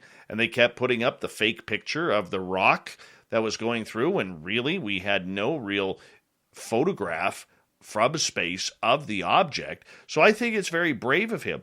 That being said, where I draw concern is it doesn't take much studying to vet the people that you are involved with. I think the one name I will mention is from SETI and Seth Stoshak, who has been a complete adversary of the UFO community, even though that was his job to look for UFOs with SETI. But we need that. We need it. You can't have an organization that operates inside of its own echo chamber. I disagree with you on that. 100%. I'm sorry, Dave. I totally disagree with you. Well, and that's fine and dandy. But let me explain why I disagree with that. I disagree with that because there's a difference between skepticism and there's a difference between railroading a project that you got nothing after 30 years when every other statistic is showing that your stats are wrong, unless they were hiding them. Okay. The only defense that I can give is the Galileo Project is not SETI. And Seth hasn't done anything against the Galileo project. If he comes in and he uses the scientific method and he uses his experience and his expertise and he pushes the project forward, I have no problem with him. And he's a world-class astronomer. I mean, he really is. I understand that, gentlemen, but he hasn't. I mean, guys, I worked for a megalomaniac in sports radio in Vancouver, and I can tell you this: that man was the most miserable person ever. We covered sports. Every dream job of every wannabe jock out there. I didn't pay for a round of golf for 10 years. And the reason why I'm giving you this example, I got into every free game, and so did he. We got press passes to everything. It was a jewel of a job. Yeah. And this man was miserable and conniving and arrogant and everything. And when I think of my personal opinion of Seth Stoshak, you have the best job in the world looking for anything anomalous in space. You're looking for UFOs. How easy is that job? Okay. So you're characterizing it incorrectly. So I don't let me think characterize it correctly. No, let me characterize it correctly. They are looking for a non-random intelligence-bearing signal from another star system. They're not looking for UFOs in any way, shape, or form. They never have, nor will they ever. They're looking for some alien civilization around another star to put out a big, loud signal. I get that. I understand that. But the fact that, and maybe I'm arguing my point to wrongly here, okay? And I'm willing to admit that if I am. But he has never been a fan of the phenomena that we know of publicly. I agree with you. And to me, it rubs me the wrong way as someone who is involved in this field on a minor level that Avi Loeb would even choose him for that. Let me explain to you the things I dislike about Seth and Neil deGrasse Tyson. They are not being true scientists. No. They will not look at the data. Thank you for putting it They will not this way. look at it. That is not scientific. Go ahead, Jeremy. Yeah, this goes back to the idea that I said earlier. You can't operate a progressively thinking organization inside of an echo chamber because the ideas become stale. If you know that you're going to be putting forth an idea that is going to be criticized and thought of as being whack fringe science to the general public, then you need to have a little bit of that voice on the inside as a checks and balance system. Because if everybody agrees with everybody on the inside, you're not going to be as careful with what you put out. So you need somebody to check it, and you need somebody Absolutely. to argue with you on the inside. And I agree with you on that 100%. Okay, but this field, we don't have a lot of skeptics. We have a lot of people who are trying to railroad their opinion into what the phenomena is. And that's the way I feel about that. Never mind some of the other players that are on that list from mouthpiece scientists who are, kind of wishy-washy about the entire UFO field, and fake journalists and others. I don't think he's chosen, or he's checked a lot of resumes going into building his team. Maybe not the core team, but the surrounding associates. Yeah. I think that's concerning. So look, SETI has they have a funding problem.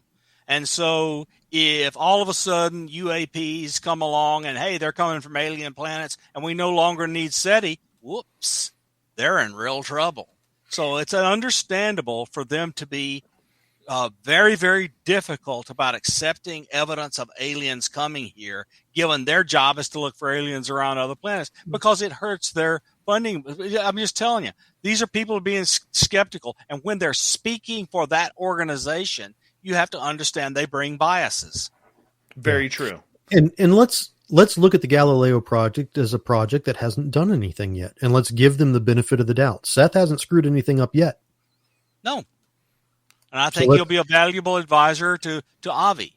And the fact that everything is going through scientific publication and peer review, it's going to take a lot more than one person to railroad anything in the Galileo project. Funding could evaporate and kill everything, but he's already got $10 million. It's going to be a while till he runs out. Well, I think the National Defense Authorization Act, setting up the UAP office, is going to come with funding to do research. Yeah. And let's hope so. Let's hope so. Let's move on, guys. Tony in the UK is asking, he says, good morning, guys. Have you heard of quantum UFO observation technique? If so, can you explain it? I've heard quantum put before anything and everything, and no, I can't explain it because I don't have a clue what it is. I'm just telling you the truth. I just don't have a clue what it is. In that context, with those string of words to it, I don't know what it is either. I will tell you that that we employ something called a quantum random number generator that uses a Zener diode to create a string of random bits. And we look at that through a fast Fourier transform to look and see if there's any non-random patterns that appear during suspected periods of UAP activity. But I don't know what you're talking about with quantum UFO observation. All right. Walker Dale says, hi, guys. Do UAP emit a certain frequency, possibly due to their propulsion systems? Jeremy, let's start with you. Maybe. I mean, we don't know how to define their propulsion system, so there's no way to answer the question with a definitive.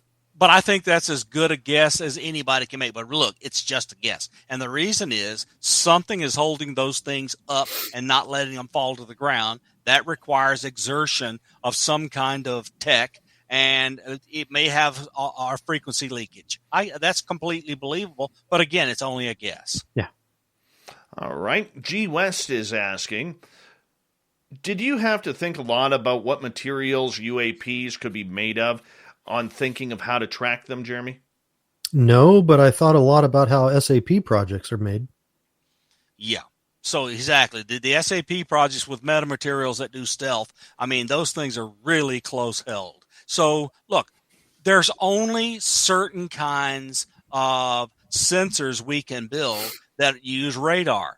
We can't be worried about whether or not they have stealth material. We have to hope some surface on the object will reflect the signals that are coming to our radar sensor. We just have to hope. We build these things and we hope. Yeah, we only have the idea of what is available domestically for us. We know what we build the SR-71, the F-117 out of. We know what the Aurora is going to be built out of. And the B-2 bomber. Yeah, and we can build our sensor tech to detect the most undetectable tech that we have. But it's impossible to build tech to detect something that we don't know what it's made of. Right, exactly. All right, continuing on here with our questions from our audience. Solder Warden is asking, Jeremy, have you seen the infrared videos from the various NASA STS missions from the late 90s? Lots of weird stuff on there that was captured. Anomalous. Yeah, no, Anomalous. I've seen.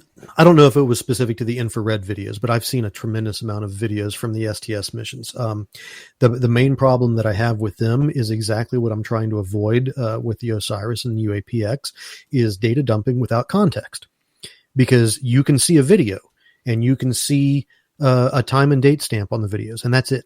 You don't have any idea what the focal angle was, what the camera was, what the camera lens was, why they were filming, where they were on the world. Exactly. You don't know any of that. So it's literally data without context. And they are anomalous only because we don't know what the actual story behind them is. And look, the space station and other spacecraft, they fart out gases to make themselves pivot. And when they do that, ice crystals come out. And look, it's just, if we don't have lots of extra information, it's hard for us to tell anomalous vehicles from ice crystals. Yeah. Context and data is as important as the data itself. Yes. Okay, continuing on here, gentlemen, as we have Science Bob and Jeremy Mcgowan here on Science Bob and Friends. Excalibur wants to know, Bob, what do you think about the Jasons claiming Havana syndrome is crickets? I don't know what that means. I know what the Jasons are. And if I ever happen to have been in the Jasons, I won't tell you. Hold on. What is a Jason? A Jason is a group of scientists that the government assembles to work on hard problems. and very famous scientists are members of that group. It's a secretive group. They have clearances. They get together in the summer and they work on a list of hard problems. So, but I don't know what is meant by Harvard syndrome as crickets. I just don't know. All right, Jeremy. Havana syndrome. Sorry. You got a comment on that? I know there's some debunkers out there that are saying that Havana syndrome is nothing more than mass hallucinations, and I think that's absolute bunk. I've witnessed it occur, or I've witnessed something occur that was, in my opinion, Havana syndrome in real time, and I can tell you straight up, what I saw was not bunk. And we have PET scans of people's brains where the damage can be seen in the PET scans. All right, Bob, let's get to EQA's question here, which is, did the military build some extra spectrum goggles that scared the crap out of soldiers? I have no idea because I've never seen them. Jeremy? Or heard them, and I've been out a lot with the military. Jeremy? No, I've never seen anything like that. Never heard of this. All right. I know what hyperspectral is. I don't know what extra spectral is. Jesse wants to know, Jeremy, what about your comments on Twitter about what ancient tech is affecting Skinwalker Ranch? Can you talk about that? Yeah, this is a belief. This isn't a fact. This is not a hard data point. This is simply a belief that I have based on some things that I've run across. I personally believe, and again, with the caveat, I cannot prove this. I do not have any hard-coded data to back this up as of yet.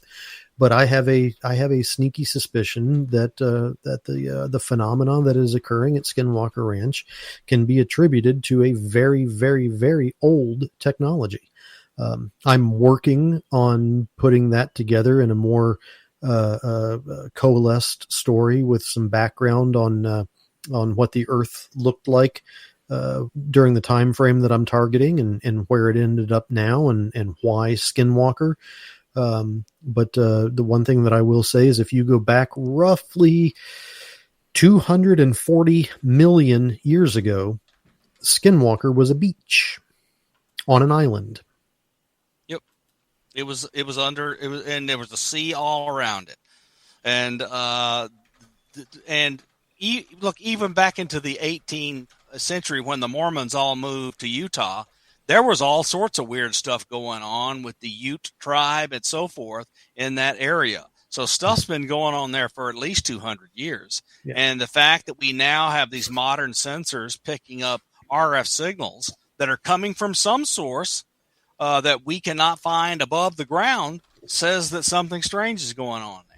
Oh, the other thing I want to say really quickly, Bob, is as Mr. Flugel verified on Twitter today, I did sign an NDA, but people are reading into that. People assume that because I signed an NDA that I've been on the ranch and I participated on the television show. There are more than one reason to sign an NDA. Yeah. So please don't read anything into that. I do not want to go into more detail until I am actually allowed to. Yeah, exactly. So now that football season's here, it's time to put some serious thought into what you'll be ordering from Uber Eats. Whatever's on your game day menu this NFL season, Uber Eats has you covered. They'll deliver whatever you order quickly and just how you want it, so you can stay in the game. Tonight, I'll be eating Uber Eats, the official on-demand food delivery partner of the NFL. Uber Eats is bringing you game day deals all season. Order now. Close your eyes. Unless you're driving, then don't. And imagine a snowy getaway in Vail, Breck, Park City, or beyond. After a magical day on the slopes, you're cozied up by the fire in the place you booked for just $99 a night. And as an Epic Pass holder, you saved an additional 20%. Ah, blissful. Now, open your eyes and make this a reality during the Winter Getaway Sale, now until October 14th. Hurry, book today at snow.com. I mean, look, Frugal is doing research. He also is decided, for his own reasons, to interest people in coming there by having the show on the History Channel. And all of those different contexts will play into the need for a non-disclosure agreement. So Brandon came on this program. Let me repeat some stuff that we know. He is taking $0 from the United States government for funding all these operations. This is not classified. Some of the people that go out there, like Travis, have security clearances, but they are not working on a classified deal while they're at Skinwalker Ranch. And I know that they don't have a SCIF. So they're just not working on classified stuff for the government. That's clear. Go ahead. I know what a SCIF is. Finally, I got something here I could understand. I know computer compartmented information facility. Yes, I know what that is. So finally, I feel like I've arrived in this conversation. Oh, who's got an alarm going off there? That is my home alarm, and I apologize. Let me kill that. All right. Well, don't kill whatever's causing Men it. in Black are breaking into... or maybe I should. Men in Black breaking into Jeremy's house here as we're on Spaced Out Radio. No, I'm kidding about that. But, Skinwalker Ranch is one of those anomalies, and I think I finally solved it, and I've been nagging Brandon Fugel about it on Twitter. It's because he hasn't invited any Canadians down. Yeah, that's it. Once he answers that question, you need some Canadians down at Skinwalker Ranch to bring some beer, some donuts, and, of course, some aliens. And you know what? We're going to get stuff done there. I promise you. We're going to get stuff done there. It's the way it goes. Just bring the moose. I didn't realize how big the bull moose were until a week and a half ago. Yeah, they're not small. No, they're monstrous. Yeah, monsters. All right, let's get to another question. This one coming from Sweet Tony D out of the UK. Bob, have you ever thought about starting your own TTSA-type group? No. Look. Tom DeLonge had the support of the secret sanctum in the government, and look where it's gotten him. No, I wouldn't want to do that. And furthermore, I certainly wouldn't do it in the manner in which Tom did. His heart was in the right place. I think he wanted to do something, but he just came out and just raised these expectations to the tip of Mount Everest, and they fell down to the bottom of the Marianas Trench. I mean, it's done wrong. I wouldn't want to have anything to do with it. I don't blame you. And I still do not believe the official narrative that Tom DeLonge set all of that up. That's way too complicated for rock star status. No. He's already said he was given a collection of advisors. Some of them sat behind him on the pseudo news conference, which there was not a single reporter in the room, and they helped him set that thing up. But then the crap hit the fan when WikiLeaks published emails to John Podesta naming William McCaslin. Very true. I knew right then Tom was a dead duck. All right. I don't think he was given a set of advisors. I think he was introduced to his handlers. Exactly. Well, that's probably a good way to look at it. All right. Solar Warden is asking, Bob and Jeremy, can you speak about EMF denial of access potentially being the source for the Havana syndrome? Jeremy.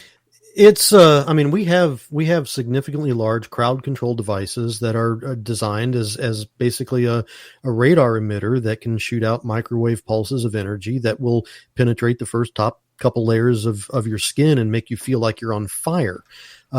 We have those. We've employed those. They've been around for ages. But denial of access systems, I don't think, and this is me thinking, I don't think are causing what we're seeing in Havana syndrome. And Havana syndrome is not just one thing.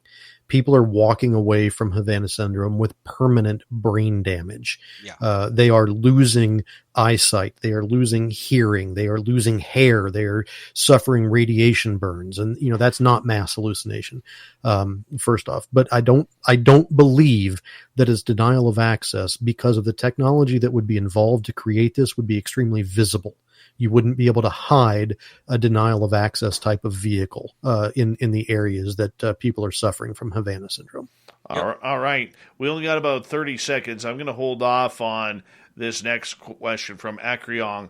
And I'm just going to hold off right there because it's a good question. We gotta get into that. We're going to continue with audience questions because they are still lined up like anything, gentlemen. They want to talk some science with you. Let's do it. And so it's all good, and we're going to continue with that as we continue on with the hour number 3.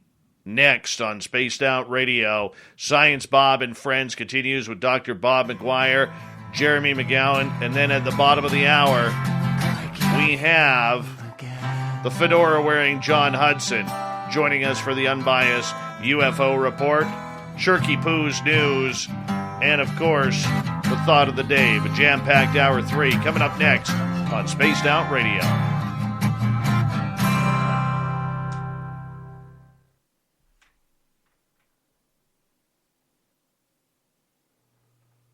All right, we're clear. Okay, look, we really need Jeremy to tell us whatever he can about his endeavors. If it's almost nothing, it's nothing. But like, what kind of stuff are you building for UAPX? Not what you've seen, not what you've recorded, etc. What have your desires been in terms of sensors and stuff for UAPX? Because sure. I don't want you to divulge secrets. That's not why I know you can't because of NDAs. But whatever you can tell us about UAPX would be great. Yeah, no, I can talk about UAPX. I just can't talk about our investigations that were third-party funded. No.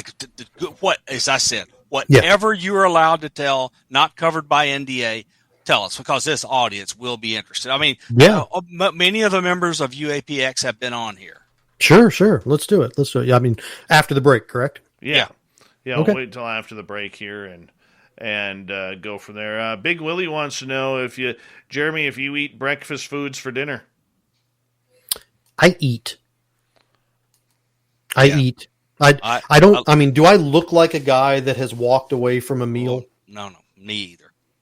I mean, I'm not a big fan of pancakes for dinner. I'd rather have the ribeye or the T-bone and some mashed potatoes and green beans. But if somebody sticks a stack of baby stacks in front of me, I'm not going to say no. I'll eat scrambled eggs and bacon any meal of the day. You people are sick. Absolutely sick. No, you know what's sick is Canada saying that you guys have bacon. You do not have bacon. Call it Canadian. Time-out a second. Bacon. That is sliced now the ham. gloves are At least coming they call off. it Canadian. Now the gloves are coming off. That's an American term, Canadian bacon. Us Canadians laugh at you guys down there. Oh, I'll get some Canadian bacon. That's a piece of bloody ham. Nothing to do with bacon. So explain to me why, when I went to IHOP in Montreal and I ordered bacon, they gave me sliced ham. Well, that's Montreal. That's not really Canada. Yeah, they're French. Yeah, but if you get a good poutine there, that's the my goodness. I love people in Montreal don't particularly care for poutine that much, but I tended to love the stuff. I am waiting to go to Vegas and find a restaurant that starts with poutine. I worked for 3 months in New Orleans, and my daughter went to school in New Orleans. I love poutine. Oh, yeah. Yeah. I mean, we have something similar. We just call it chili cheese fries. But yeah, that's good stuff, too. That's good stuff, too. That's really, especially if the chili's warm. Mm-hmm. Gotta be spicy. Oh, yeah. Yeah, I got a habanero salsa in my refrigerator now that'll wake you up. Bob, I got 8 ghost peppers sitting in my cupboard right now. That's ridiculous. Yeah, my boss, my daytime boss, decided to surprise me one day. He goes, "I got a present for you because there's a beautiful farm south of us, about 45 minutes, and they have a Mexican restaurant in there. They sell all sorts of hot sauces. I have a hot sauce there that I got from there, a ghost pepper sauce that I haven't even opened yet, and it's sealed with wax. I'm excited to open that sucker up." He said, "I don't think ghost peppers are really Latin American. I think it's Asian. It's India. Yeah, doesn't matter. It's still pure hell." There's a farm in North Carolina that raises them, and I've watched their harvest. And these guys are wearing full-on hazmat suits when they're picking these peppers. I'm the sorry. Carolina That Reapers. 4 million Scoville will burn your skin. Yes. Pardon me. My bag of peppers is Carolina Reapers, not I love Ghost those. peppers. I love Carolina Reapers. Look, the reason I like the orangish peppers like habanero and Reapers is they have by far the best flavor. Well, let me make you some chili, Bob. Come on. I'll bring that up. Let me make you some chili. We'll throw in a couple of Reapers in there. If Canadian bacon is ham, is Canadian chili like, I don't know, Wheaties or Sugar Puffs, or what is Canadian chili? Chili? We have... We own Texas. We have... well, I wouldn't compare it to Texas, but, we do have paved roads around here and this thing called the internet. Mm-hmm. So you're Googling Texas chili recipes in Canada. And we literally even have cell phone towers here. I don't know. Wow. I don't know. I got sick overseas one time, and people from the embassy made me this yak stew that they swore would cure all my vomiting and diarrhea, but I had to choke down a bowl of this stuff. And I mean, it was so damn hot. And I'm going to tell you what, it killed every sign of that bug. Mm-hmm. All right, gentlemen, we got 1 minute here. Awesome. 1 minute.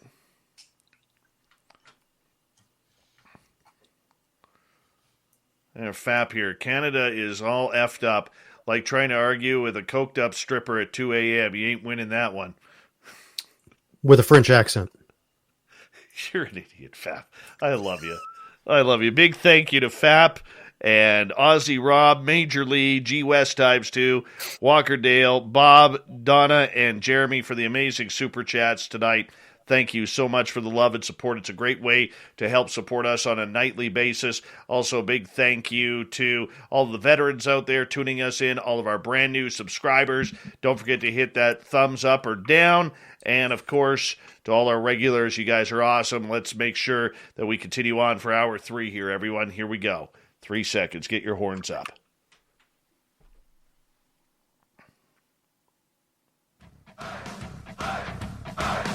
Would you like to connect with us? Head to spacedoutradio.com for all your latest show info.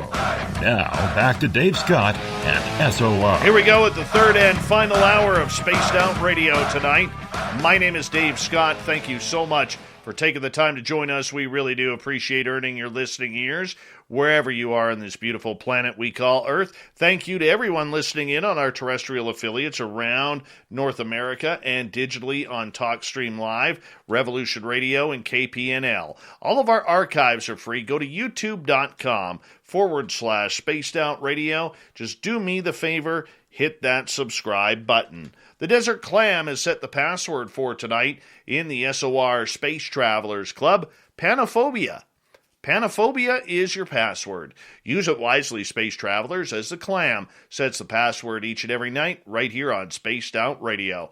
Our website is spacedoutradio.com. We have a plethora of features for you, including rocking out to Bumblefoot and reading up on Captain Shirk's SOR Newswire. Follow us on Twitter at Spaced Out Radio and on Instagram, Spaced Out Radio Show. For the final time tonight, we introduce Science Bob and Friends as Dr. Bob Mcgwier, retired from Virginia Tech University, comes in to skip the woo, but go right to the who, what, where, when, why, and how of everything paranormal and supernatural. And our special guest tonight is Jeremy Mcgowan. He is from UAPX and his own Osiris program that he has going on. And gentlemen, we're going to continue on with a couple more audience questions before we get to UAPX. Acreon is asking, do you think we can unlock the secret of light in wave form, and there's something UFO related about its potential? I think that humanity is capable of great things, and given enough time, we will achieve unimaginable results. I don't know if it will be in our lifetime, but yes. So Richard Feynman won the Nobel Prize for developing quantum electrodynamics, and it is the best description we have of light and photons and the wave version of light. So When light is traveling through the universe unobserved, it's in a waveform. But the minute the light strikes a target, like a sensor or metal or whatever, it materializes and becomes a particle. And it can knock electrons out and do stuff. So that is the level at which our science that anyone can go and read about knows the deal with light. If UFOs are doing other things with light than that, we just don't have enough data to give an answer so far as the public is concerned. Because you wouldn't have astronomers and other scientists claiming that UFOs were nothing if we knew about this. All right, let's get to another question here in regards to, well, Red Panda wants to know about a little bit about Hawkeye 360, Bob. And Red Panda's asking, what's all the Hawkeye 360 Chris Herndon science Bob's talking about? I am out of the loop. Okay, so I founded Hawkeye 360 with Dr. Charles Clancy and Chris DeMay. And it is now got 3 clusters of satellite in orbit. There will be 7 more clusters launched on SpaceX Falcon 9s in the next 18 months. They're already paid for and the contracts are signed. These spacecraft are looking down at the Earth and trying to locate signals of interest. And they do location. They don't listen to your phone calls, but they see transmitters and they locate them using some really interesting work I did when we founded the company. So I had these ideas and they've turned out to work. Okay. Chris Herndon was Donald Trump's information guy, chief information guy inside the White House when Trump became president. Chris left the White House and became the chief information officer for Hawkeye 360, and he is also on the TTSA board of advisors. I have had a short private conversation with Chris. I don't know his interest in UAP and UFOs because he and I have not discussed that in any great detail. I know he's on the TTSA board of advisors. I know he worked for Donald Trump, but I just don't know how deep that connection goes or why he is interested in it. I just know that Chris is doing a good job as the chief information officer for Hawkeye 360. Bob, that raises a question with me real quick, if you don't mind. What would be the potential of getting some sort of codified or contractual arrangement between UAPX and Hawkeye 360 for a data sharing agreement? So when we're on an investigation and we see something anomalous, we can pick up the phone, call Hawkeye and say, hey, did one of your 9 satellites pick up a transmission in this range, in this location at this time? Okay, that can be done, and you can contact Hawkeye 360 and say, here's the kind of thing we're interested in. What kind of contractual arrangement can we work out? And I'm just going to tell you that right now they just went over $50 million in sole source contracts with the government and other people, and it is not a big company. So they are going to be working their tail off to meet those contractual obligations. So it's not that they won't want to, because they're willing to do a contract to do stuff like that. It's will they have time to do that work and fulfill the contracts that they already have? Because right now, look, they're trying to make NRO and NGA really happy. Fair enough. All right, let's turn it over to you, Bob, for the remainder of the show here, and thank the audience for some incredible questions tonight for both you and Jeremy Mcgowan. But Bob, you want to get into UAPX here?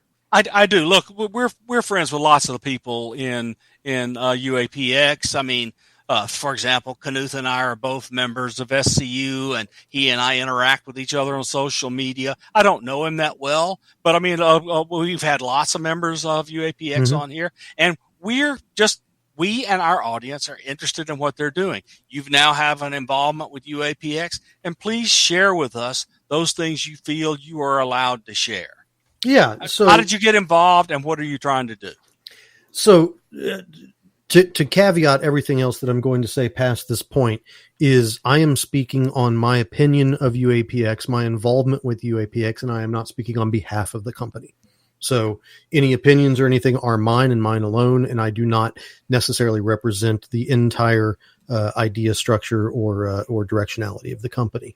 That being said, this is a wonderful group of guys with one heck of an idea that is coming through to fruition, and it's the same thing that I'm doing with the Osiris is going out and studying the UAP phenomenon in the scientific method, analyzing the data, and putting forth that information to the general public at large. That is the UAPX mission in a nutshell. But we're not just doing it with our own tech. We're spreading a very wide net. For example, let's make a hypothetical investigation for a moment. Let's say that we go somewhere on the West Coast and we set up overlooking the Pacific Ocean, and we identify something anomalous in the sky. We're not going to just rely on our own sensors. We have our physicists. We've got a plethora of sensors. We've got a tremendous amount of equipment that we deploy and measure things with, but we're not just limiting ourselves to that. We are also going to go and we're going to pick up the phone and we're going to call the Ernie project or the Soho project, and we're going to look at. Now that football season's here, it's time to put some serious thought into what you'll be ordering from Uber Eats. Whatever's on your game day menu this NFL season, Uber Eats has you covered. They'll deliver whatever you order quickly and just how you want it, so you can stay in the game. Tonight, I'll be eating Uber Eats, the official on-demand food delivery partner of the NFL. Uber Eats is bringing you game day deals all season. Order now. Close your eyes. Unless you're driving, then don't. And imagine a snowy getaway in Vail, Breck, Park City, or beyond. After a magical day on the slopes, you're cozied up by the fire in the place you booked for just $99 a night. And as an Epic Pass holder, you saved an additional 20%. Ah, blissful. Now, open your eyes and make this a reality during the Winter Getaway Sale, now until October 14th. Hurry, book today at snow.com.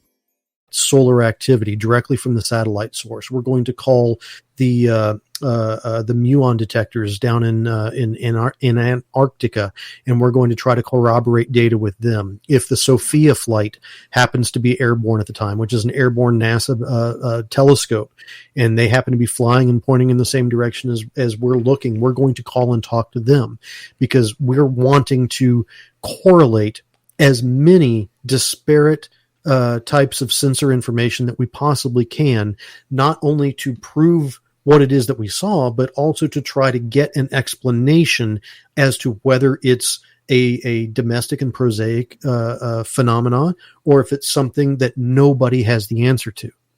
And we've done this. This is kind of a standard operating procedure for us. We're collecting data and we're validating it internally with our own devices and our own products and our own sensors, but we're also going outside of our technological comfort zone and we're talking to other organizations. One of the things that we did on a past investigation is we talked to NOAA, and we got NOAA to give us NEXRAD data. They had no idea why they're giving it to us. It was a personal favor called in by one of our guys. But we gave them the time and date and location and everything, and they were able to confirm some things for us. So we're doing everything that we can to get as many corroborating data points from as many different types of disparate sensor technologies as possible.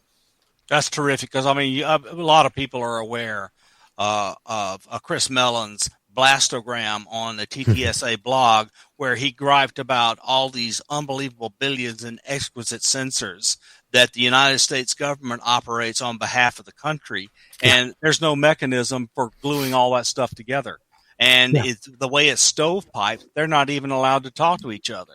What you're doing is going around all that and doing it differently. Well, it's not just doing it differently, it's not telling them what we're doing.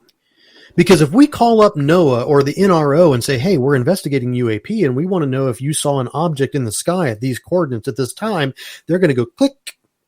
But if we tell them that we are a nonprofit scientific research organization that is looking at atmospheric phenomena and want to correlate some corroborative data, and we're looking for a favor to see if there's any NEXRAD data or weather satellite data or any type of other data that we can have access to that, we can blindly match to what we've already picked up, they're happy to help.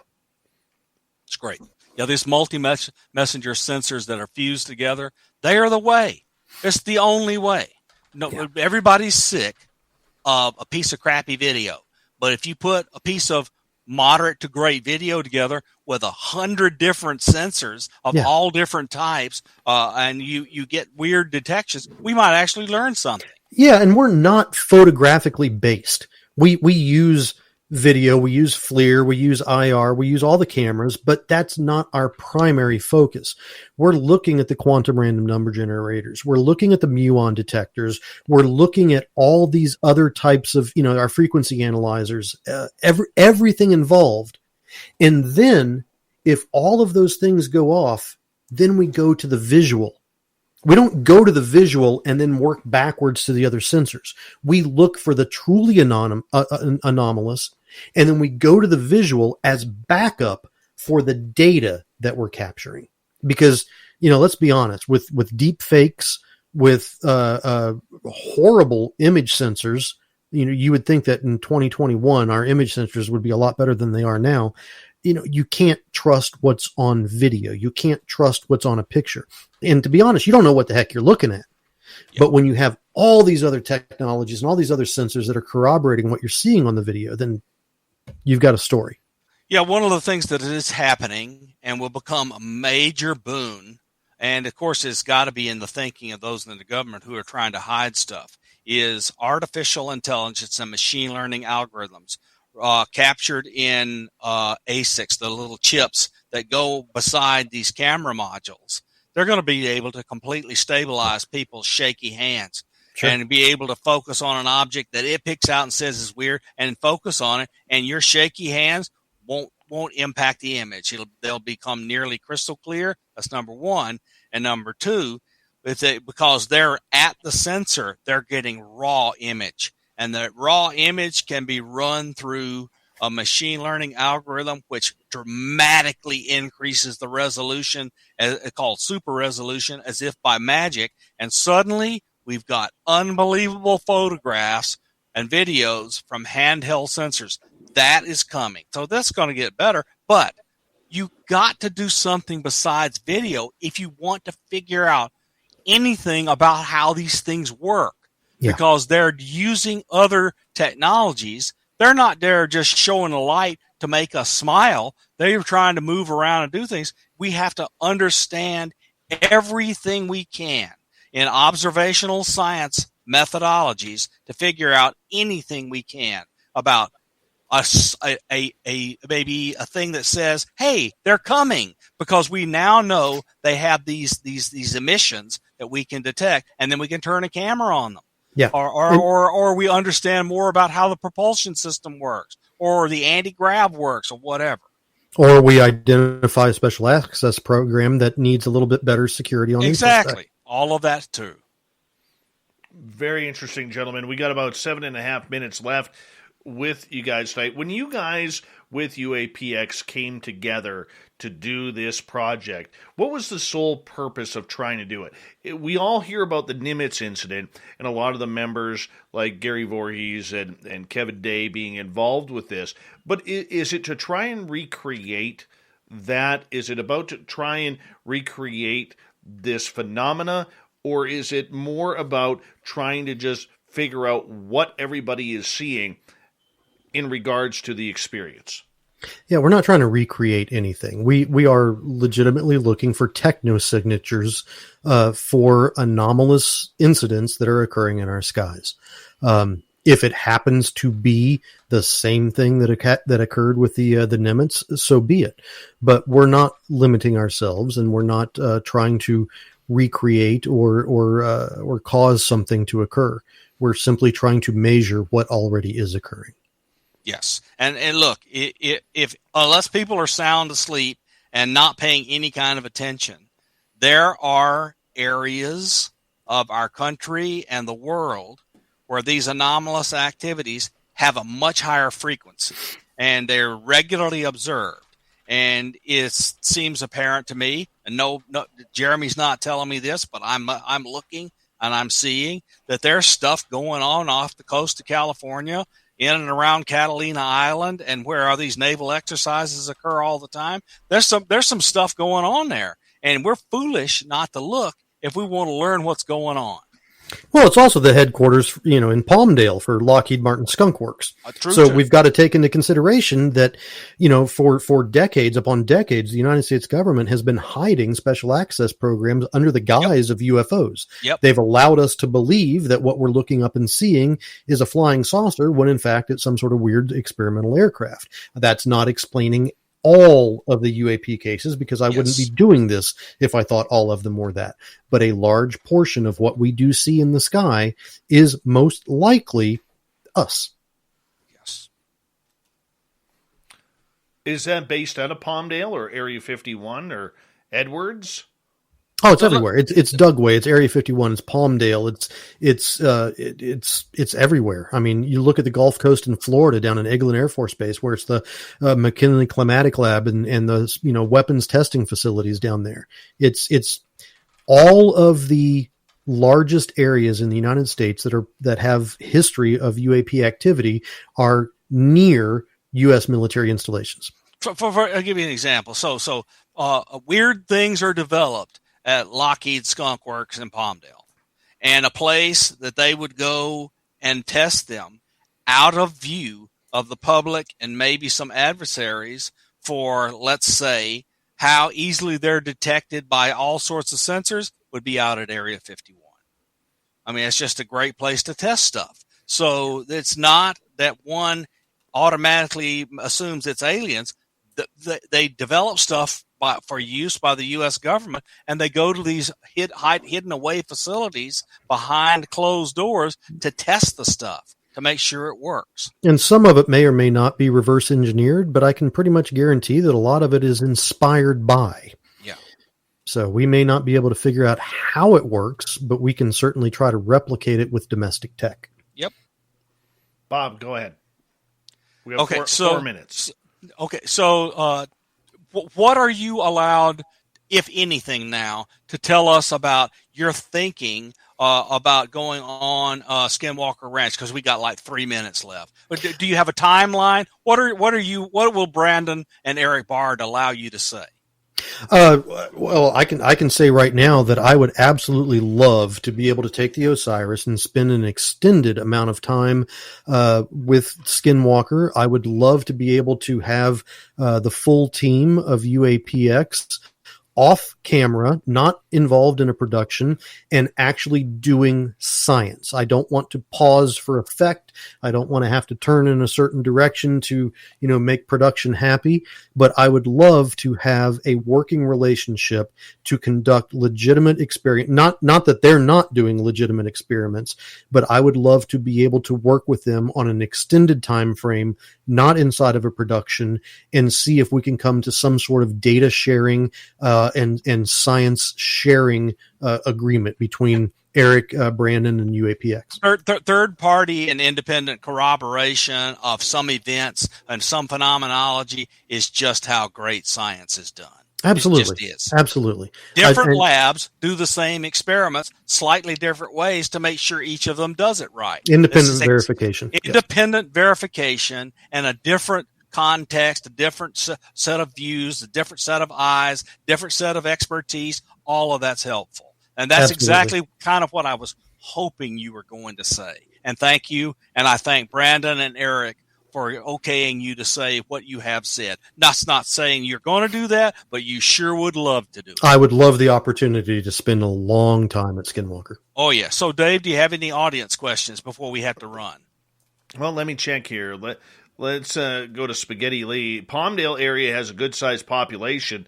Wouldn't they want to fly secret planes in a less populated area like Alaska? Yeah, well, but that's what Area 51 was for, and all the national laboratories places that are hidden away, like in Idaho and Pacific Northwest, et cetera, military bases that are like out at Guam or whatever. Yes, we have places that we test stuff that's not near populated centers. And of course, Nome, Alaska, and other places where we have big air bases, military bases, those are great places to test. That's exactly right, Spaghetti. The other thing is we also want to test our aircraft over populated bases, because if, John Smith and John Q. Public can look up and see the next stealth fighter, so can China. Yeah. Right on. Jeremy, I want to say thank you for coming on Science Bob and Friends with all of us. Tell everybody where they can find more information about OSIRIS and UAPX. JeremyDMcgowan.com. You can find me on Twitter at JeremyUnidenti1. My email, if you want to reach out to me for any reason, is jmcrypt, JMCRYPT at protonmail.com. Absolutely. And Science Bob, where can people find you? You can find me on Twitter at Bob Mcgwier N4HY. On Facebook, the same thing. And my email is rwmcgwier@gmail.com for all public interaction. I also have Proton Mail, but I don't give it out much. Yeah, I think we all have Proton Mail now. We just do. But guys, thank you so much for another successful run at Science Bob and Friends. Jeremy, appreciate you coming on Spaced Out Anytime. Radio for the first time. And Been a pleasure. Science Bob, it's always a pleasure to have you back on. We'll probably bring you back for the round table at the end of the month, my friend. That'll be great. All right, coming up Jeremy, next. thank you so much. Coming up next, we have the fedora-wearing John Hudson as we get into the unbiased UFO report. Shirky Poo has the news lined up. And, of course, the thought of the day. Spaced Out Radio continues with the final half hour right after this.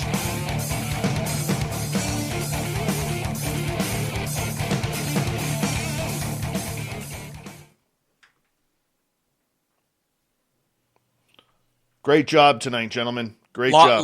Lots of great stuff shared. I mean, we can't go as deep as we want to go, but lots of great stuff shared. Yeah. Jeremy, I really appreciate it. Hey, no worries. I appreciate the invite. I appreciate the opportunity, and anytime I get a chance to encourage other folks to get out there and start collecting their own data, I think we're going to make it a lot more difficult to hide what's actually happening I'm sick of outside. hiding. Yeah. Hiding. Yeah. All right, gentlemen. I got to move on here because I got to get Stetson or Fedora John in. Still want to call him Take care. Stetson John. But, Bob, I'll call you in the morning. I'm happy to hear about stuff. Yeah. Jeremy, see you. Jeremy, talk to you later, Enjoy. guys. Good night. Anytime. Take care, guys. All right, Science Bob and Friends, Jeremy Mcgwier. And you know what? What a great show once again, everyone. Wonderful show. Wonderful show. We love it. Matthew Riot, what's happening, man? And, yep, we're about to drop the gloves with Jeremy there about calling ham Canadian bacon.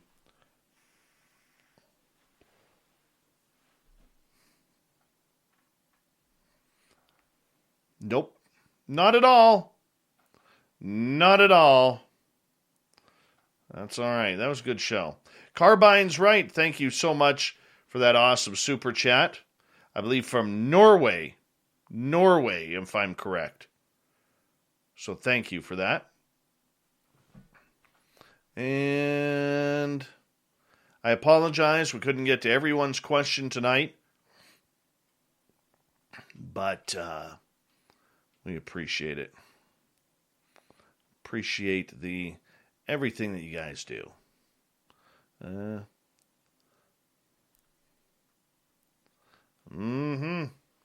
Justin S., what's happening? There he is, everyone. The fedora-wearing John Hudson.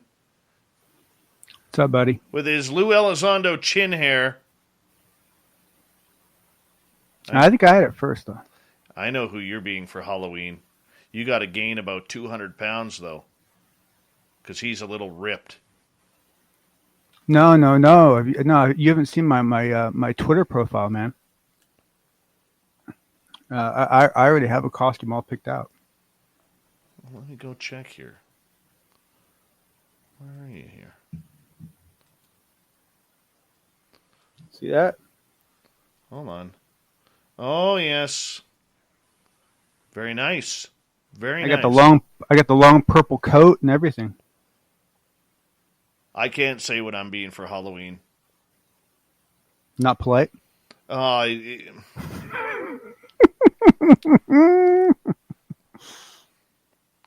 There's an idiot that runs around this studio every now and again, named Elovni Volador. Ah. Mm-hmm.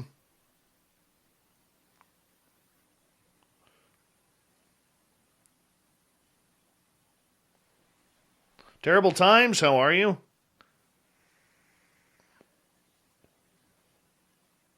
We got 2 minutes, buddy.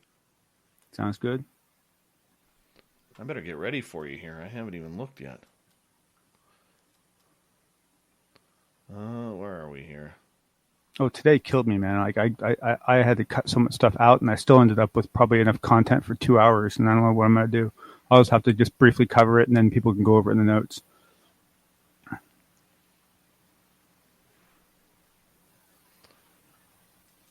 Too much cool stuff going on. Right. Hold on. Why did that just... I hate when it does that on Facebook. When you hit the little arrow to move to the next picture, and then the arrow disappears and it closes the window. So bizarre. So bizarre. I don't know why that some idiot in Facebook land figured that they need to have those arrows disappear. Just leave them up there. Doesn't hurt anything. One day when we're not on the air, I'll share some stories I have about Facebook internal issues. Yeah.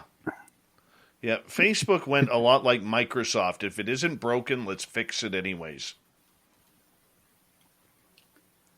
That's my opinion. I will say this. It's a very complicated beast. I will give them that, though. Oh, yeah. I believe it. I believe it. I'm going to pig out after this show. I am hungry. You were just talking about losing 6 pounds. I know. I'm going to eat something healthy. Oh, okay. I thought you were like, I lost 6 pounds. It's all about pork ribs. And Trust me, I'm not running to 7-Eleven to get one of their burritos, which is fantastic, which I'm really craving right now. But anyways, thank you to Carbine's Right, Backspin, Aussie Rob, Major Lee, G West ×2, Walker, Jeremy, Donna, Science Bob, and Fapster for the super chats. Here we go with the final half hour.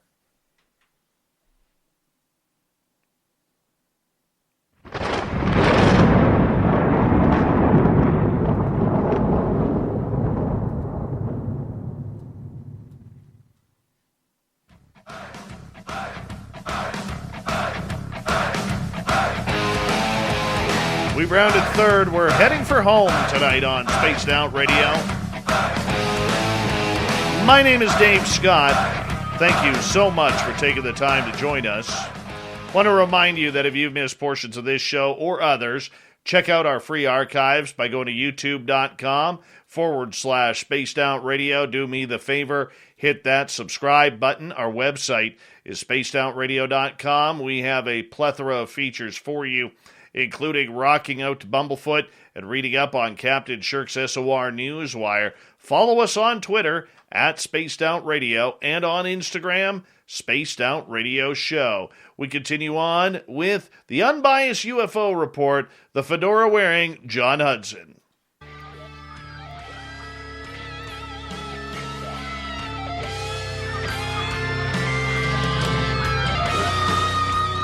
Yes.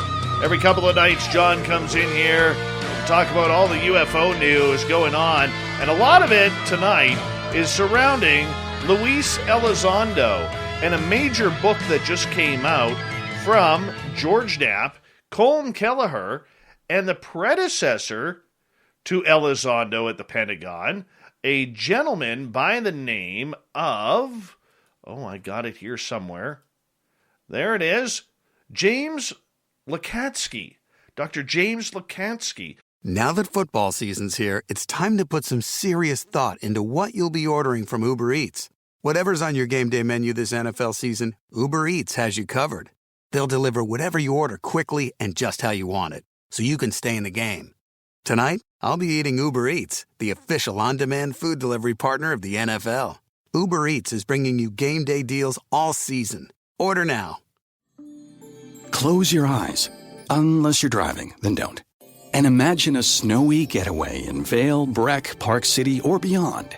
After a magical day on the slopes, you're cozied up by the fire in the place you booked for just $99 a night. And as an Epic Pass holder, you saved an additional 20%. Ah, blissful. Now, open your eyes and make this a reality during the Winter Getaway Sale, now until October 14th. Hurry, book today at snow.com. John, welcome back, buddy. Thank you, and thank you everyone for sticking around. We do appreciate it. Tonight's going to be, at least for me anyway, a little exciting. Hopefully you guys enjoy it too. So there's a lot going on, and we're only going to be able to cover it briefly, so I do apologize, but it'll all be in the notes, and I encourage you guys all to, research all this to your heart's content, because it's some fun stuff going on. So first off, what Dave's talking about is this, amazing book that just came out called Skinwalkers at the Pentagon. And this book is it's quite the book. So I haven't had a chance to read it yet. I will say this: I've only been able to read snippets of it. So, but essentially, this is very much like what Elizondo talked about when Louis Elizondo talked about writing his own book, how he wanted to give you the kind of the inside baseball of what he'd experienced running ATIP. This is essentially his predecessor's exact same book, giving the inside baseball of what happened before Lou Elizondo took over. And so it covers some very interesting material. And just to kind of put out a beautiful teaser, one of the things it specifically talks about is stories that Mr. Elizondo told at a dinner table about the fact that he actually applied remote viewing techniques to save him from a very dangerous situation while he was over in the sandbox. So it's quite an interesting book, and I encourage everyone to check it out. It's fun stuff. Have you seen any of it, Dave? I have read a few quotes on the side of it. The one thing that I'm very noticing that about this book, and I don't know if they're trying to straighten the level on everything or they're trying to create a little controversy here, but when the To the Stars Academy announced Luis Elizondo, we really were led to believe that he was the big man on campus regarding this phenomena. And what this book really states is that Lou was a major player in the game, but ATIP, the program that he ran, was literally below this group called OSAP that we've even heard about. And OSAP got all the funding. ATIP really didn't get much money. And, they weren't really communicating at all. Well, I think a lot of it comes down to interpretation, because that's not how if basically there's an interview that George Knapp did with two other co-authors that was released yesterday on Mystery Wire. I'll give a link to that too. They specifically talked about this, and Dr. James Lakatsky basically laid this out very clearly, and he's very specific about it. And basically what it was that OSAP was essentially one thing I'm blanking on is I can't remember if OSAP was under DISA or was under DIA, or if it was under I think it was DIA. Was basically under a generalized group in a way. And OSAP was the primary organization, as you said, the one that got the 22 million. ATIP was just kind of a nickname for it, right? And it wasn't like an official name of any sorts. And one thing he states very specifically is there is absolutely no doubt whatsoever that the point of OSAP was to investigate UFOs. And he lays that out point blank in this interview. But the other thing he says is then at a later date, when that program got moved from its previous place into the office of the undersecretary, at that point, that program then took on the nickname as its primary name, and ATIP was formed in the office of the undersecretary. That's when Elizondo took it over, because he was a director in the office of the undersecretary of defense, and that program didn't have any funding. However, from my experience, let's just say from my personal experience with the government, I would consider its place within the office of the undersecretary of defense to be much higher up the chain of command than where it was when it was OSAP. Because under OSAP, it wasn't even in the office of the Undersecretary of Defense. It was in one of the branches. I mean, it was in one of the command sort of structures. And so essentially that's the whole reason why I'm excited about this bill, talking about moving it from the office of the undersecretary to the Secretary of Defense, because that's a whole nother level up from where it is now, from the undersecretary to the secretary. And so to me, what level you're at means a lot more than whether you're funded or not. All right, moving on. Lou also came out with a 5 pillars approach to trying to bring the UAP topic to the mainstream in a core presentation that he's released. So this is, for those of you that have been following the baseball game closely, this is the presentation we've been waiting for that Lou gave at San Marino, I think it's pronounced, where he basically did that talk a while ago. And this was the presentation we've been waiting for. Originally, we were told that we would get a recording of it. I guess, I don't know, I haven't checked. I guess something went wrong with that recording. And so Lou basically got on with this UK group called now I'm blanking on their name. I apologize. I'm too excited about the AI stuff. But basically, it's called Disclosure. I'll post a link to it. I think it's like Disclosure Now or Disclosure. They're on Twitter, and I'll post a link to it. And it's actually not a web channel that I was familiar with. This is my first introduction to them. But Lou was on that web show today on YouTube, and basically he gave this presentation. And this presentation was super cool for two very specific reasons. One is, like you said, he basically gave the core presentation of what his pillars are. What he's been talking about for a long time. So he talked about how, the first step was legislative, the second step was executive, the third step was international, the fourth step was media, mainstream media engagement, the fifth step was public engagement. He talks about the achievements of the 5 pillars since 2017. And I mean, this is it's not numbered, and I'll follow this in my notes, but this is a hell of a hit list. If anyone asks you, what have we achieved in the last 5 years? This is just an itemized list of boom, boom, boom, boom, boom, boom, boom. Go over some of those. Things like Japan requesting for bilateral information exchange concerning UAPs. Congress mandated to a UAP report every 90 days. One of the largest collaborative IC virtual environments being created to analyze UAP data. The one I'm most excited about is the fact that what is the group that the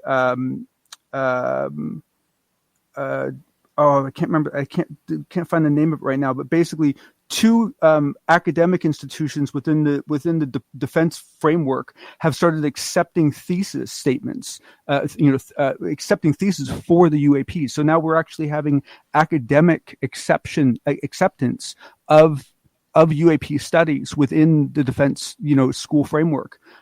It's a great list to someone should make a poster or a T-shirt or something. And then he talks about essentially what they're looking for in the creation of a federal national laboratory that that can basically take advantage of all the different assets.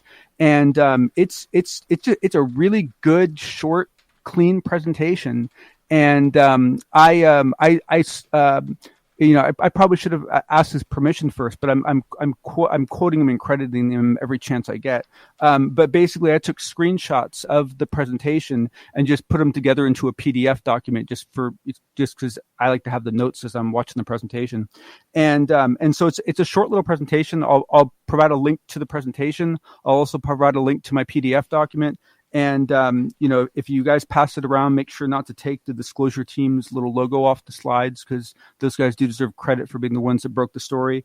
But it's good stuff. And what it leads into is finally the AI stuff. But I'm sorry, I got really excited and kept talking, Dave. Please. That's all right. Let's go into the AI stuff. What do you got for us there?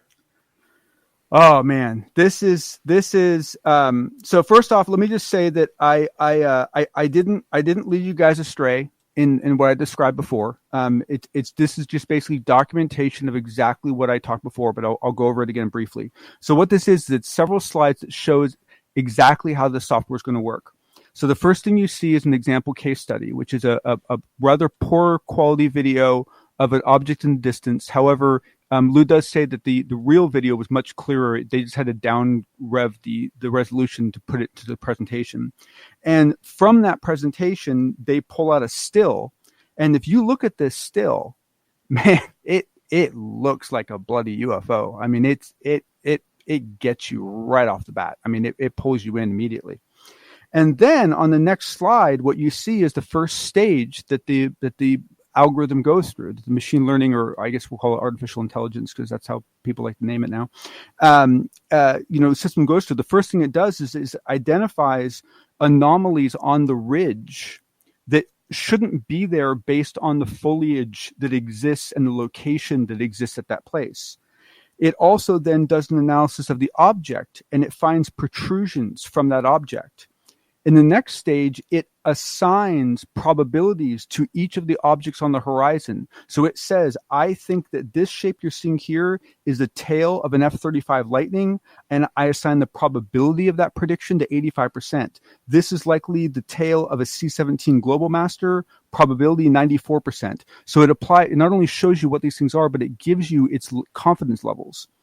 And then it looks at the protrusions in the object and takes a guess as to what they might be. And then basically it crunches all this information, and it basically says, actually, it's a tent. And that's what it was. It was actually an army tent that had been put up on stilts. And so it's a beautiful example of how this is going to, because one of the things we have to start doing this community is failing fast. Once something is not, we can determine it's not a UAP, we have to mark it as not UAP and get it the hell out of the way and move on to the next thing, because we spend, I mean, just tonight on another big show that probably some of you listen to, they had this big physicist on, right? And they spent half the show talking about the Tic Tac case. I mean, how long have we been talking about this case, right? We have to start failing fast and moving on, and that's what this tool is going to do. Now, one thing I just want to say really quick is that on the last slide for the AI stuff, Lou lists out the strengths and limitations of this AI tool. And I need to call out one thing that I think that with respect, Lou did get wrong, and that is that in the last item of the strengths, he lists it as being bias neutral. And that's unfortunately not true. Now, fortunately, he goes over at the end and talks about how important the data is you give it, how important it is what data you feed it and how you teach it. And that essentially kind of covers what he said. But what it comes down to is if you feed this thing the wrong data, you can give it biases. We've seen it. We've even seen racial biases show up in AI systems because of the way the data was fed into the system. So that bias neutral comment, that's only assumed if you are meticulously careful in the data you feed it. But he goes over the strengths and limitations of the tool. Unfortunately, the tool is not going to be available anytime soon, but he did say that there would be mobile versions of it. There'll be a desktop version of it. There will even be a licensable version of it for people that want to take the tool and use it for other things. And so this is a big project, and I'm really excited. I can tell. You could barely get through this one. You can barely get through. John Hudson, the fedora-wearing John Hudson, with another great edition of the Unbiased UFO Report. Let's get to Shirky Poo's news.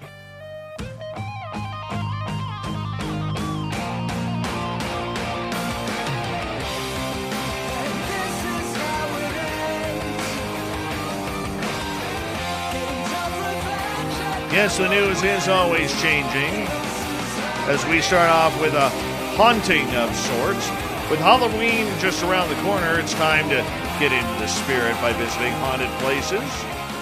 And in Ohio, locals didn't have to drive too far. That's just to Condé Nast Traveler, which shared the 32 most haunted places in America, encouraging a coast-to-coast tour of the most haunted places of the U.S. The number one place that is haunted in the U.S. for 2021 is, and where's our drum roll? The Ohio State Reformatory, located in Mansfield, Ohio. Opened in 1896, the Ohio State Reformatory is famous for its Gothic facade and ominous 6-story cell block. but its greatest claim to fame is when it served as the filming location of the Shawshank Redemption, though the prison was shrouded in terror long before Red and Andy holed up there. The reformatory closed in 1990 due to overcrowding and inhumane conditions, but not before more than 200 people, including 2 guards, died in the building. Legend says that the ghosts of several former inmates still roam the halls, as well as an old guard who jabs people with his nightstick. There are various ways for visitors to experience the hauntings firsthand, from 2-hour guided tours to private paranormal investigations. How cool is that? I would love to do that one. All right. Now, if anybody remembers the movie RoboCop or Terminator, or these projects by MIT where they got these robot dogs, well, this company here has decided to put a machine gun on top of one of these robot dogs, which looks exactly like RoboCop. Not the cop, but, some of the gadgets they had. I'm telling you, this is scary stuff. We're turning robots into killing machines, just like Sarah Connor told us not to. But how did we know? How did we know? Remember Terminator 3? How did we know? Or it was Terminator 2, pardon me. Right? The dog-shaped robot body that's been creeping its way into mainstream now has a beautiful machine gun put on top of it. That's thanks to SPUR, Special Purpose Unmanned Rifle. Yeah, it's pretty much carrying it like a backpack. I just don't like this. I really don't. Ghost Robotics teamed up with Sword International, a semi-automatic rifle company, to create the specialized Demon Beast. Yes, this is a hellhound in robot form. The Spur debuted this week at the Association of the U.S. Army's annual convention in Washington, D.C. The Drive reports that while the Spur is by no means the first robot dog the U.S. Army has experimented with, but it is the first to include a live weapon on its back. Not to be all doom and gloom on the main, but the prospect of a lithe robot dog, semi-autonomous one at that, with the ability to shoot a semi-automatic rifle, is downright nightmarish. Let's just be honest. This is not a good sign. I'm telling you, Terminator 1 and Terminator 2 and RoboCop were prophecy movies, people.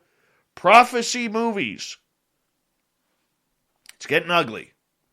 A tiny Tennessee town consisting of a home, 4 general stores, and a barn is being listed for sale with an asking price of $725,000. So if you want to buy your own town, it's not going to be that expensive. The town of Water Valley, Maury County, is being listed online for $725,000 and includes a creekside home built in 1900. This place is going to be haunted too. This is a tourist attraction here. Anybody else picking up the business idea with this? Who's got $725,000? Let's do it.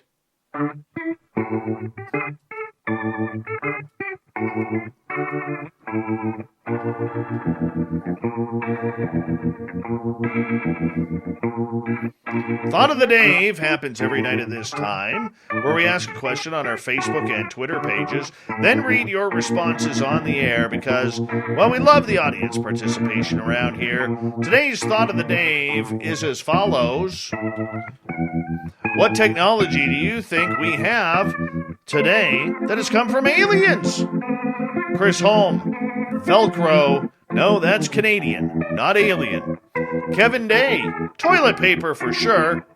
Of course, Kevin. Selena, Q-tips. Vincent, breakfast for dinner. Absolutely. It's garbage breakfast for dinner. Everything according to Jaretta. Tom Myhawk, fiber optics. Evan, my skeptic friend. Nothing. If anyone takes the time to go backwards and dig into research and development, everything has a history of how we did it. When we say aliens did something, it takes away our own provenance and ability. Night vision, according to Dan. Computer tech by Sparkles. Jimmy, from a different radio show, hops in. I'm laughing at this one. Street tacos and fiber optics. You got that right. Street tacos for sure, Jim. Dave, where do I begin? Computers, microwaves, cell phones, fiber optic cables, comm systems for faster than light, different DNA tech, anti-gravity, free energy, scalar tech, and many things that come from different quantum science. Okay. Gary, stealth technology. William, basic plumbing, saves more lives daily than we truly know. Deb, cloaking tech. Deb, miniaturization. Darcy, night vision. Andy, Valiant Thor brought us the vinyl record player and the microwave oven. We'll leave it right there as we say thank you to everybody participating in the Thought of the Day. Thank you to Shirky Poo's News, John Hudson for the UFO Report, and Science Bob and Jeremy Mcgowan for Science Bob and Friends. We got Mr. Ron Bumblefoot Thaw rocking in the background with Little Brother Is Watching. Bumblefoot is the official music of Spaced Out Radio, rocking us in and out of every single show. Get your horns up for the guitar god himself. Special thanks to everybody listening in at home, at work, in your cars, wherever you may be. Thank you to everyone in our chat rooms tonight on YouTube, Twitch, LGAB, Revolution Radio, Spreaker, Facebook, and on Twitter at hashtag Spaced Out Radio.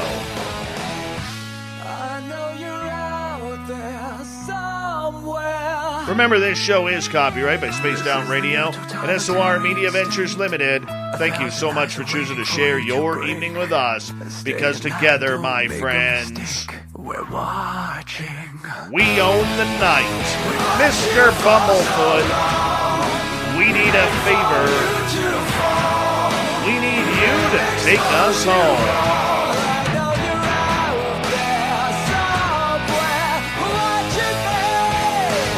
Yes, the Woo Train has docked for the night, but soon, my friends, we shall ride again. Your seats are always available. Your tickets never expire. And if you want to bring a friend, we've got room for them too. Good night.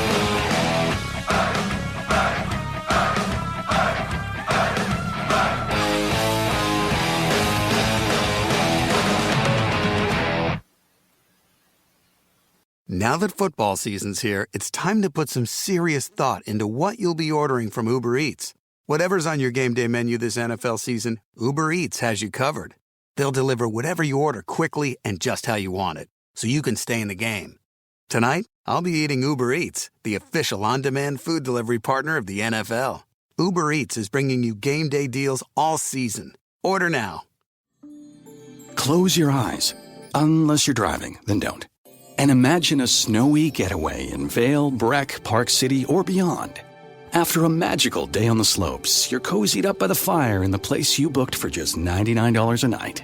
And as an Epic Pass holder, you saved an additional 20%. Ah, blissful. Now open your eyes and make this a reality during the Winter Getaway Sale, now until October 14th. Hurry, book today at snow.com.